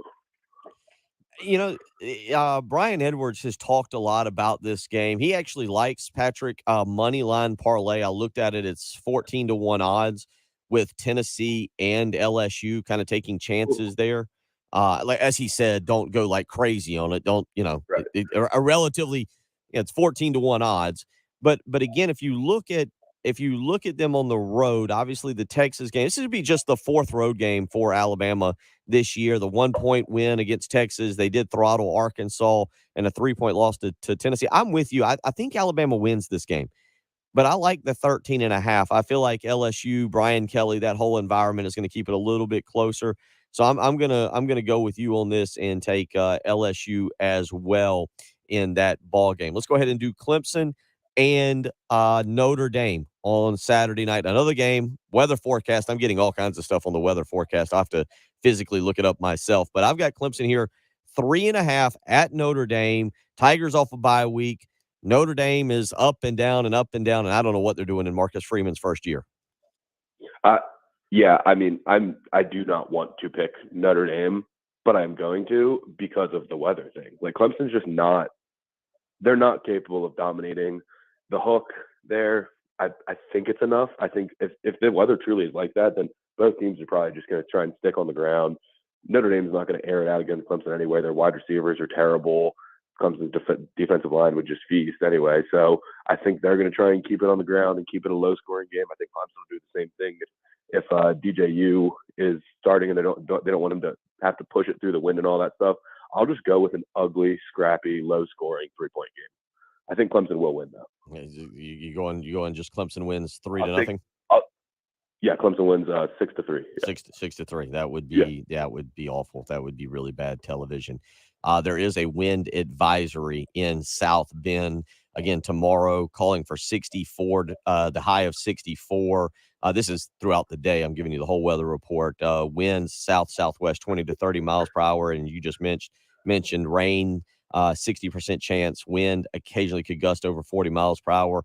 Notre Dame won't score. Clemson will probably force a turnover and run it in. I'll take Clemson to cover the 3.5 on that. I'm with you. I just think Clemson's defense, it's hard enough playing in weather like that. Now factor in Clemson's defense. Notre Dame's not a great offensive team. Clemson wins that one. I've got this. So we split those through. We'll come back. We'll get into that a little bit more into that Tennessee-Georgia game, and we'll start really breaking down South Carolina and Vanderbilt. You're listening to the early game on 107.5 The Game. Our 15th anniversary celebration on 107.5 The Game is sponsored by Lexington Orthopedics and Sports Medicine, getting you better sooner. on your home of the Gamecocks. 107.5 The Game and the new 107.5 The Game app. So you hear it. We're talking about a great night of college football, a reason for you to have people over, a reason for you to get really excited and kind of enjoy what's happening tomorrow night. But you want to have a clean home if you're going to have people over. Your carpets, your rugs, your tile, your upholstery, everything needs to look insanely clean. Good news for you. I've got just the company that can do that with their patented ZR water technology. Zerorez is taking care of my home throughout the years. They'll continue to do that because I kind of enjoy living in a clean home. You can have them out there as early as tomorrow to get that house ready for the big football watching party this weekend with their patented no residue cleaning system that gets your carpets, rugs, and upholstery insanely clean. Zerorez will make you very happy with how the house looks. So don't wait any longer. Call them today and take advantage of 3 rooms of carpet cleaned for only $129. And when you mention me, Bill Gunner at 107.5 The Game, you get a hallway cleaned for free. Again, just $129 for 3 rooms of carpet cleaned. And when you mention me, Bill Gunner at 107.5 The Game, you get a hallway cleaned for free. So go ahead, give them a phone call, 803-262-4020. You can schedule with ease online, zerorezcolumbia.com. That phone number again, 803-262-4020. Or again, you can go right on your internet and schedule with ease, zerorezcolumbia.com. The sale going on, the fall sale, just $129 for 3 rooms of carpet being cleaned. And if you can remember, you should remember, mention me, Bill Gunner at 107.5 The Game, and you get a hallway cleaned for free. 803-262-4020 or online, zerorezcolumbia.com. Zerorez, spell it backwards or forwards. It's the right way to clean. The approved credit, call 888-411-7640 for details. It's Dodgeland's 1-2-3 sale. 1. Save thousands on new Rams, Chargers, and Challengers. 2. Pre-owned cars from just $12,990. 3. The best part, credit approval. Dodgeland is selling new Rams, Chargers, and Challengers at tremendous savings. Pre-owned cars drastically reduced from $12,990. And if you take home $400 a week and have a steady job, JT can get you approved. Now through Saturday. Dodgeland on Greystone, jtsdodge.com. Black Friday sales event. Hey, sports fans, score a rewarding new career and great employee benefits with South Carolina Department of Corrections. There's increased 2-0. I don't know how that game will go tomorrow night. Weather will make it interesting.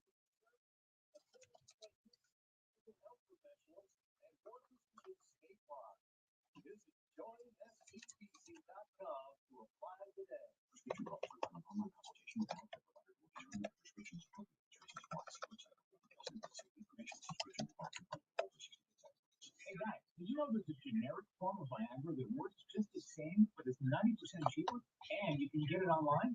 Just go to 4hims.com/radio.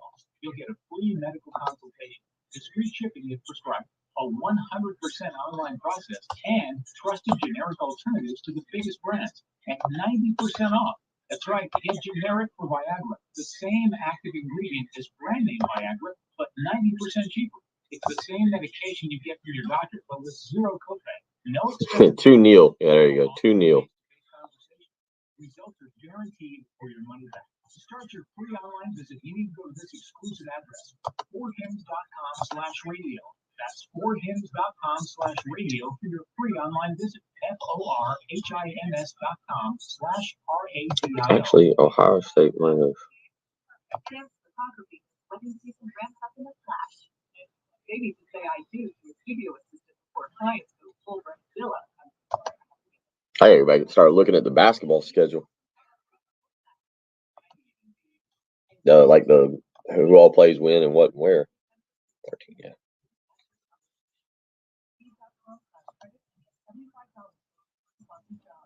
I hadn't looked at the weather for Nashville, Kelly. I'm not. That's a good question.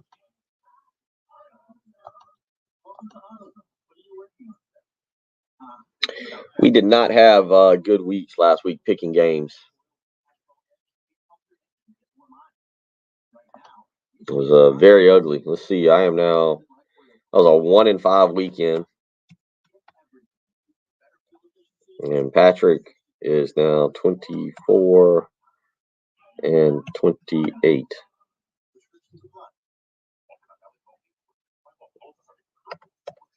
And 30. With one, let's see, Patrick Seton.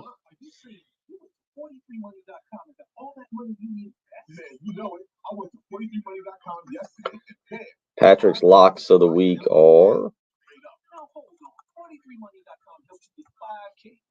Yeah, man, that's right. 23money.com lenders provide personal loans for up to $5,000 for people like you and me, even if you don't have good credit. Man, I'm always short on cash. Can 23money.com help me get the money I need back? If you need extra money back, go to 23money.com. Just have a checking account and a regular 0 and 3, 1 and 3, 1 and 4, 2 and 4, 2 and 5, 3 and 5, 4 and 5.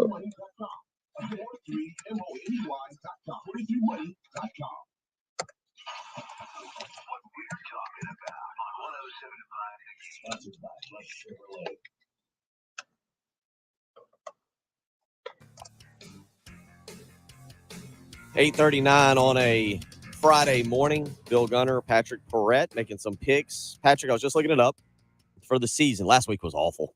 I went 1 and 5. Wasn't even close. Got Tennessee right. That was it. Oklahoma State blown out. Georgia failed to cover by half a point. Ohio State gave up a touchdown in the final seconds, and they didn't get the cover. In South Carolina, not even close. You weren't much better. 2 and 4 last week. You did get your lock of the week. Arkansas, Auburn. Did you take under 62 last week? Yeah, no, that was not a hit. All right, you didn't win either. You also went 1 and 5. I just looked at it. I thought, okay. So you also equally as bad. You're now 23 and 31 on the season. I'm 27. Well, we were close. I mean, we were literally right there on all of them. Yeah. Well, Ohio State should have covered. That was we were literally right there on all of them with the exception of Oklahoma State. Have you tried to pronounce the defensive end for Ohio State that had a monster game? No. You're well aware of how I handle pronunciation on this program. Not even. Oh, I know. After the Tagovailoa for years, I was wondering if you would try to do Tuimaiolau. I don't even know how to say it. If it wasn't, that was one of the. Shout out to him. That was one of the best games I've ever seen. Yeah, if it wasn't for you being here to work with me for months on end with Yumi Zulu, I think is how we say it. Desmond, you're the defensive end commitment for South Carolina. I wouldn't even ever pronounce his name. Couldn't even get Longerin correct for the majority of the time. So we're not even trying something totally different. All right, let's. So we got Tennessee and Georgia, South Carolina, Vanderbilt here. Tennessee plus the 8.5 on the road at Georgia. Patrick, I'll pick it first. I'm going Bulldogs. I think that the secondary there is going to be prepared for Tennessee. And that's where this comes into play. Tennessee's defense isn't good. Georgia should have a field day moving the football. But I'm going to go with the Georgia secondary, Will Muschamp and that group. They're interchangeable back there. Keely Ringo is a really good defensive back. They've got some studs back there in the secondary that again, the key part is I think they can change around and match up with what Tennessee wants to do and then score late to kind of push the game out. The fact that also it's a big spread also is something that kind of raises my eyebrows about that. When you see a spread this big for a 1-3 match, I was thinking it'd be more to under a touchdown. So I'm going Bulldogs tomorrow, 3:30 in Athens to get the cover. I'm taking the balls. I mean, I think that it could either go one of two ways. Tennessee wins close or Georgia kills them. Like, I feel like there's no in between in this one. Either Georgia's going to fully flex and be like, we are the number one team in the country. For some reason, everybody's forgotten about us for the last 6 weeks. We're just trucking along. We have the most talent, yada, yada. But Tennessee's offense, I feel like somebody should be able to pick it out. Before the season, I said I feel like people are going to catch on to Josh Heupel, and it's just not happened. I mean, they sit there and they stack up Jalen Hyatt on top of Cedric Tillman. Everyone freaks out and they don't know what to do. I mean, Jalen Hyatt's running free every single week, and until I see otherwise, I mean, I think they're legit. They're fully legit. This is the weekend that they're going to do it. I would put some money on Tennessee money line. I think I'm a full-on believer in the Josh Heupel Volunteers. Oh, he's a full-on believer, everybody, a full-on believer. So I'm going Georgia. And I made fun of him a lot when he got fired. He is a complete dork, but the guy can coach football. And Hendon Hooker, I feel like you're in a hard place here because You've made enough fun. You've been so anti Stetson Bennett. You can't take him, and you did just Right. come around on Josh Heupel. Like, you did just admit, all right, I've called this guy a lot of names and made fun of him, but the guy's a really good coach. So I feel like you at least Yeah, I said Triple was going to flame out, and I said Stetson Bennett sucks, and they're probably going to just combine for 100 points tomorrow night. Okay. Yeah. So, all right, we'll pick Carolina Vanderbilt coming up in the next segment. Let's go ahead and give our locks of the week. Go ahead. What have you got here with your lock of the week? I want the over. Do you have a number in the over for Tennessee, Georgia? I was just looking at it. I can acquire that for you with little effort here. I've got 65, and I'll give you 65.5 here is about what I'm seeing on FanDuel. Go with that. Yeah, I think Tennessee I don't think can be slowed down, and this Georgia offense. I mean, I think they're going to run all over Tennessee. I think Brock Bowers is going to have a field day. I think this is going to look a lot like the Bama game where both teams are in the 40s, and we're going to be shocked because that's just not what Georgia is anymore. But they can score at will. Okay. All right. I will get on board. So over 65.5 in the Tennessee Georgia game is where Patrick's going to play that. I'm going to go with a noon game here. Tony Elliott is in his first year up there at Virginia, and it's not going particularly well. The Cavs are 3-5 on the season. They've beaten Richmond, Old Dominion, and Georgia Tech. And even in those games, 2 of the wins, they only scored 16 points. They beat Old Dominion 16-14. They beat Georgia Tech 16-9. Last week, of course, was did you see this Miami? They lost to Miami 14-12 last week. Yeah, with no touchdowns, With right? no touchdowns. That is precisely right. There was a whole bunch of field goals, and in the fourth overtime, Miami converted a 2-point conversion to win 14-12. North Carolina's not particularly good at defense, but in this game, it doesn't matter. Drake May is quietly having a monster season for the Tar Heels. I think North Carolina is able to score in this for some reason, probably because it's noon, maybe because North Carolina's defense isn't very good. North Carolina is 7-1, Patrick. They are 7-1 on the season. They're just kind of rolling along. And again, Drake May on the season. Do you know his touchdown interception ratio? No, it's got to be outrageous though. The kid's a stud. 29-3. 29-3. Drake May is having as I just said, a monster season. Yeah. Give me Well, North. we talk about the quarterbacks this year, Bryce Young, Cedar Shaw, whatever. We're looking at Quinn Ewers, Caleb Williams, and Drake May next year. That is an awesome quarterback draft class. Yeah, North Carolina is minus 7.5 tomorrow in Charlottesville. I'm going to take them minus the 7.5 because they'll score. Virginia won't, and that'll lead to that. When we come back, we will make our picks on South Carolina Vanderbilt and kind of recap that one. You're listening to Patrick Perret, Bill Gunner. It's the early game on 107.5 The Game. Here's what's coming up on the next Extra Point. The way that Eli Drinkwitz seems to own South Carolina and just relish playing the Gamecocks, I'm trying to think when the last time somebody else has owned the Gamecocks soul like Eli seems to. I'll say this, at least as far as Saturday, it didn't feel like a fluke to me. Like, I thought they had a phenomenal plan on offense. Will Helms was making this observation on Twitter very early on in the game. It's like Carolina, 6 sacks against Kentucky, 33 pressures against Texas A&M, and Missouri just, I don't know what the official tally was. I would guess Carolina probably had fewer than 5 pressures, but you're right. It was absolutely just by design. Carolina had 3 pressures, 2 by Tonka Hemingway, 1 was a sack, and then Jordan Birch had 1. That was it. The Extra Point. With Pearson, Preston, and Gamecock Central. 9 a.m. to noon. On your home of the Gamecocks. 107.5. The Game. Sponsored by Mucinex Fast Max Cold and Flu All-in-One. Skip the symptoms, not the celebration.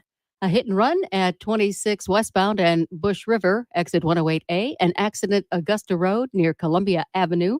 A disabled vehicle 26 westbound at Sunset, exit 110, and an accident at Longs Pond Road and Muddy Springs Road. Celebrate comeback season with Mucinex Fast Max Cold and Flu All-in-One. Its maximum strength formula tackles up to 9 cold and flu symptoms. Try Mucinex All-in-One and get $5 cash back to celebrate your comeback. Visit fastmaxcashback.com to learn more. Use as directed. Are you sick and tired of living with that constant pain in your knees and back? You know, joint pain doesn't just affect you from doing what you love. It affects your job, your relationships, even simple things like getting dressed. Hey, it's Bill Gunner. It's time to call QC Kinetics. QC Kinetics uses advanced regenerative medicine to restore and repair damaged joint tissue, giving you your life back.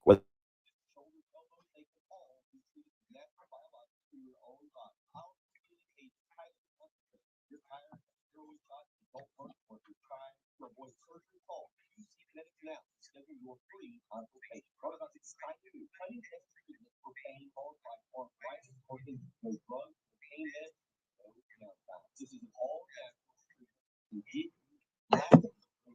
People here are raving about the results. Calling at 802-281-6860. And that's 802-281-6860. Are available this coming week. 281-6860. That's QC Connect. You need to call Midscape Roofing 356-1919. For nearly a quarter of a century, Midscape Roofing has established its reputation as the leader in the roofing industry. Perhaps a key foundation. 356-1919 is the number for all your roofing and waterproofing needs. The quality and craftsmanship of a Midscape roofing system are tops in the industry, especially commercial and industrial.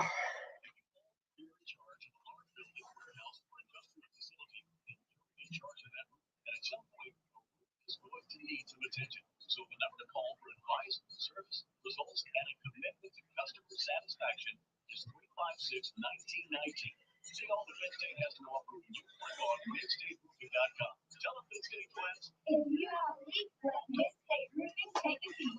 356-1919. MidstateRoofing.com. This football season, in every football season, come to campus and catch a game. Whatever the game, whatever your way. Got some stretches over here getting loose.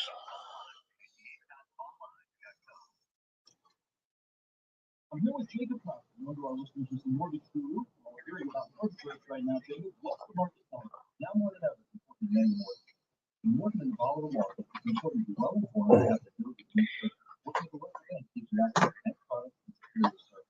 Here at First Time Meadows, we have investment in the product and have the ability to get the job done. Call me today, 803-719-1005. Or email me, Jacob Cox at firsttimemeadows.com. Good stuff, Jacob. All right.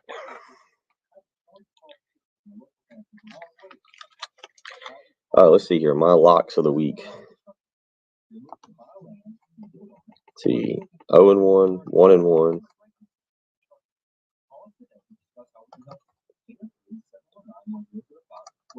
0-2, 0-3. Excuse me, 1-3, 1-4, 2-4, 3-4, 4-4, 4-5.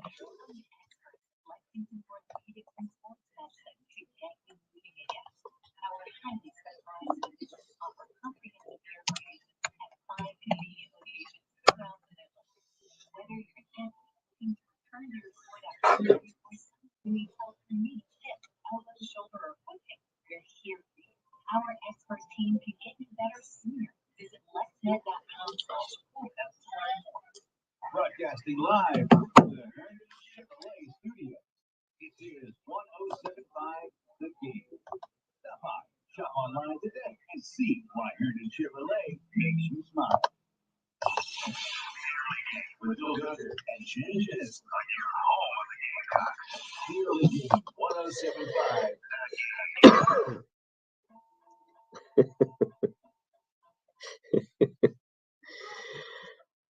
Final segment of the morning here, of the week. Rolling into what should be a great weekend. Big thank you to Chris Deering for joining us for the CNT Foundation's high school highlights of the week. To start the program, we have made our picks, and now we turn our attention to South Carolina and Vanderbilt tomorrow night. 7:30, Patrick. SEC Networking here, right here on 107.5 The Game. You know, it's been a rough week. It's been a very rough week. It's actually been an easy week in terms of doing sports talk radio. You just turn on the microphone and go, "Hey, did you guys see that offense on Saturday? What'd you think?" Well, people have been fired up. Now South Carolina gets a chance to redeem itself a little bit. Patrick, I talked about it in hour number one. It sounds like Marshawn Lloyd might be out. I think if this is going to be the case, Jaheim Bell is going to be the tailback in this game. That means he'll be on the field more often. Probably get the ball a few more times. Where are you going here? South Carolina. I think South Carolina is going to dominate this game. And what I see happening is South Carolina's offense lights it up. Jaheim Bell is going to run the ball a million times, have 100 yards. South Carolina's going to score like 30-something points. And Shane Beamer is going to say in his press conference, like, see, I told you we could play offense, or see, I told you Jaheim Bell, we wanted to get Jaheim the ball, and like try to play it off like, see, you guys were freaking out for no reason, as if we didn't watch the offensive performance last week as well. I think this is going to be one of those games where South Carolina dominates, and the fans are going to be like, okay, well, that's kind of a bummer almost. No, I think fans are out. I mean, when you say a bummer, I think most people realize, regardless of what happens against Vanderbilt, that's not going to really convince anybody that things are much different.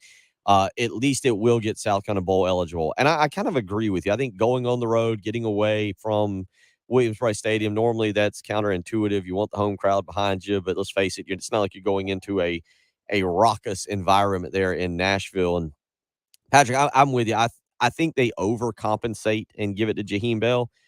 But I'll if this plays out as I'm kind of expecting, and again, this is not inside information, I actually think Jaheim Bell will run for 100 yards. He'll break a long run somewhere in there. He's not the shifty kind of guy like Marshawn Lloyd is, but I feel like South Carolina overcompensates this game. Bell does something, gets some kind of absurd amount of carries that we've been wondering why, 15, 20 carries, and ends up having 100-yard game. And I'll go, I'm with you, 6.5. I actually think the South Carolina defense plays a lot better too. They got embarrassed last week in the first half. The question for me, Patrick, is, and I'll ask you, does South Carolina score a touchdown in the first quarter? Yeah. Yeah. I think they'll score the first time they touch the ball. I can just totally see this perfectly scripted drive. Jaheim Bell carries it 5 times for 8 yards to carry, and they just punch it in right away. I think Gamecock fan. I mean, there's nothing that will happen tomorrow night offensively that people will come in here and start calling in on Monday and say, "Oh, you know what? I've changed my opinion. I've changed my mind." If Jaheim Bell has a good game, it's going to be even further proof of the fans being like, well, "Why didn't you get him involved earlier?" This is hurting your case, actually, Satterfield. Well, it's going to be, they put him they put him at tailback earlier in the season, and people got fired up and said, well, he's not a running back. I do think he's athletically good enough, and you're not asking him to go out and run pass routes hey, here's the football, run that direction. Just run that direction with the football, and he can do that. It's going to be on the offensive line to block. Vanderbilt's defensive line is not Missouri. They're not even Texas A&M for that matter. This is a game where I think it just sets up well for South Carolina. Now, the caveat to this is, Patrick, if somewhere in the game plan it says Spencer Rattler has to start throwing the football, all bets are off. The rally package. If the rally package is anywhere on the game sheet, the call sheet, watch out, world. We could be having a totally different discussion on Monday morning. They traveled over to Nashville without the rally package. Okay, good. It got shelved. It's playing hide and seek, and they haven't bothered trying to find it. Man, appreciate it. You have a great weekend. You're hosting. Go see Patrick Perret in Nashville this weekend. Hit him up on Twitter. That's right. Come find me. Bunch of Gamecocks in town. It'll be a fun weekend. It should be a great weekend. Appreciate you, buddy. You have a fantastic weekend, and look forward to catching up with you next Friday. Yep. For Patrick Perret, I'm Bill Gunner, producer Ed Bird, who's done another great job this week. Jen, send her a message on Twitter. Just tell her you're thinking about her, at Jen Jensen Morse. Thoughts and prayers with her and her family as we continue to watch her mom. We'll see you next week on the early game. Gamecocks, Braves, the NFL with live local radio. 107.5 The Game, WNKT FM, Eastover, Columbia. A Cumulus Media. All right, everybody. I am off to Northwoods. Play a little golf today. The women's softball team tournament. So I'm going to go try and hit them well.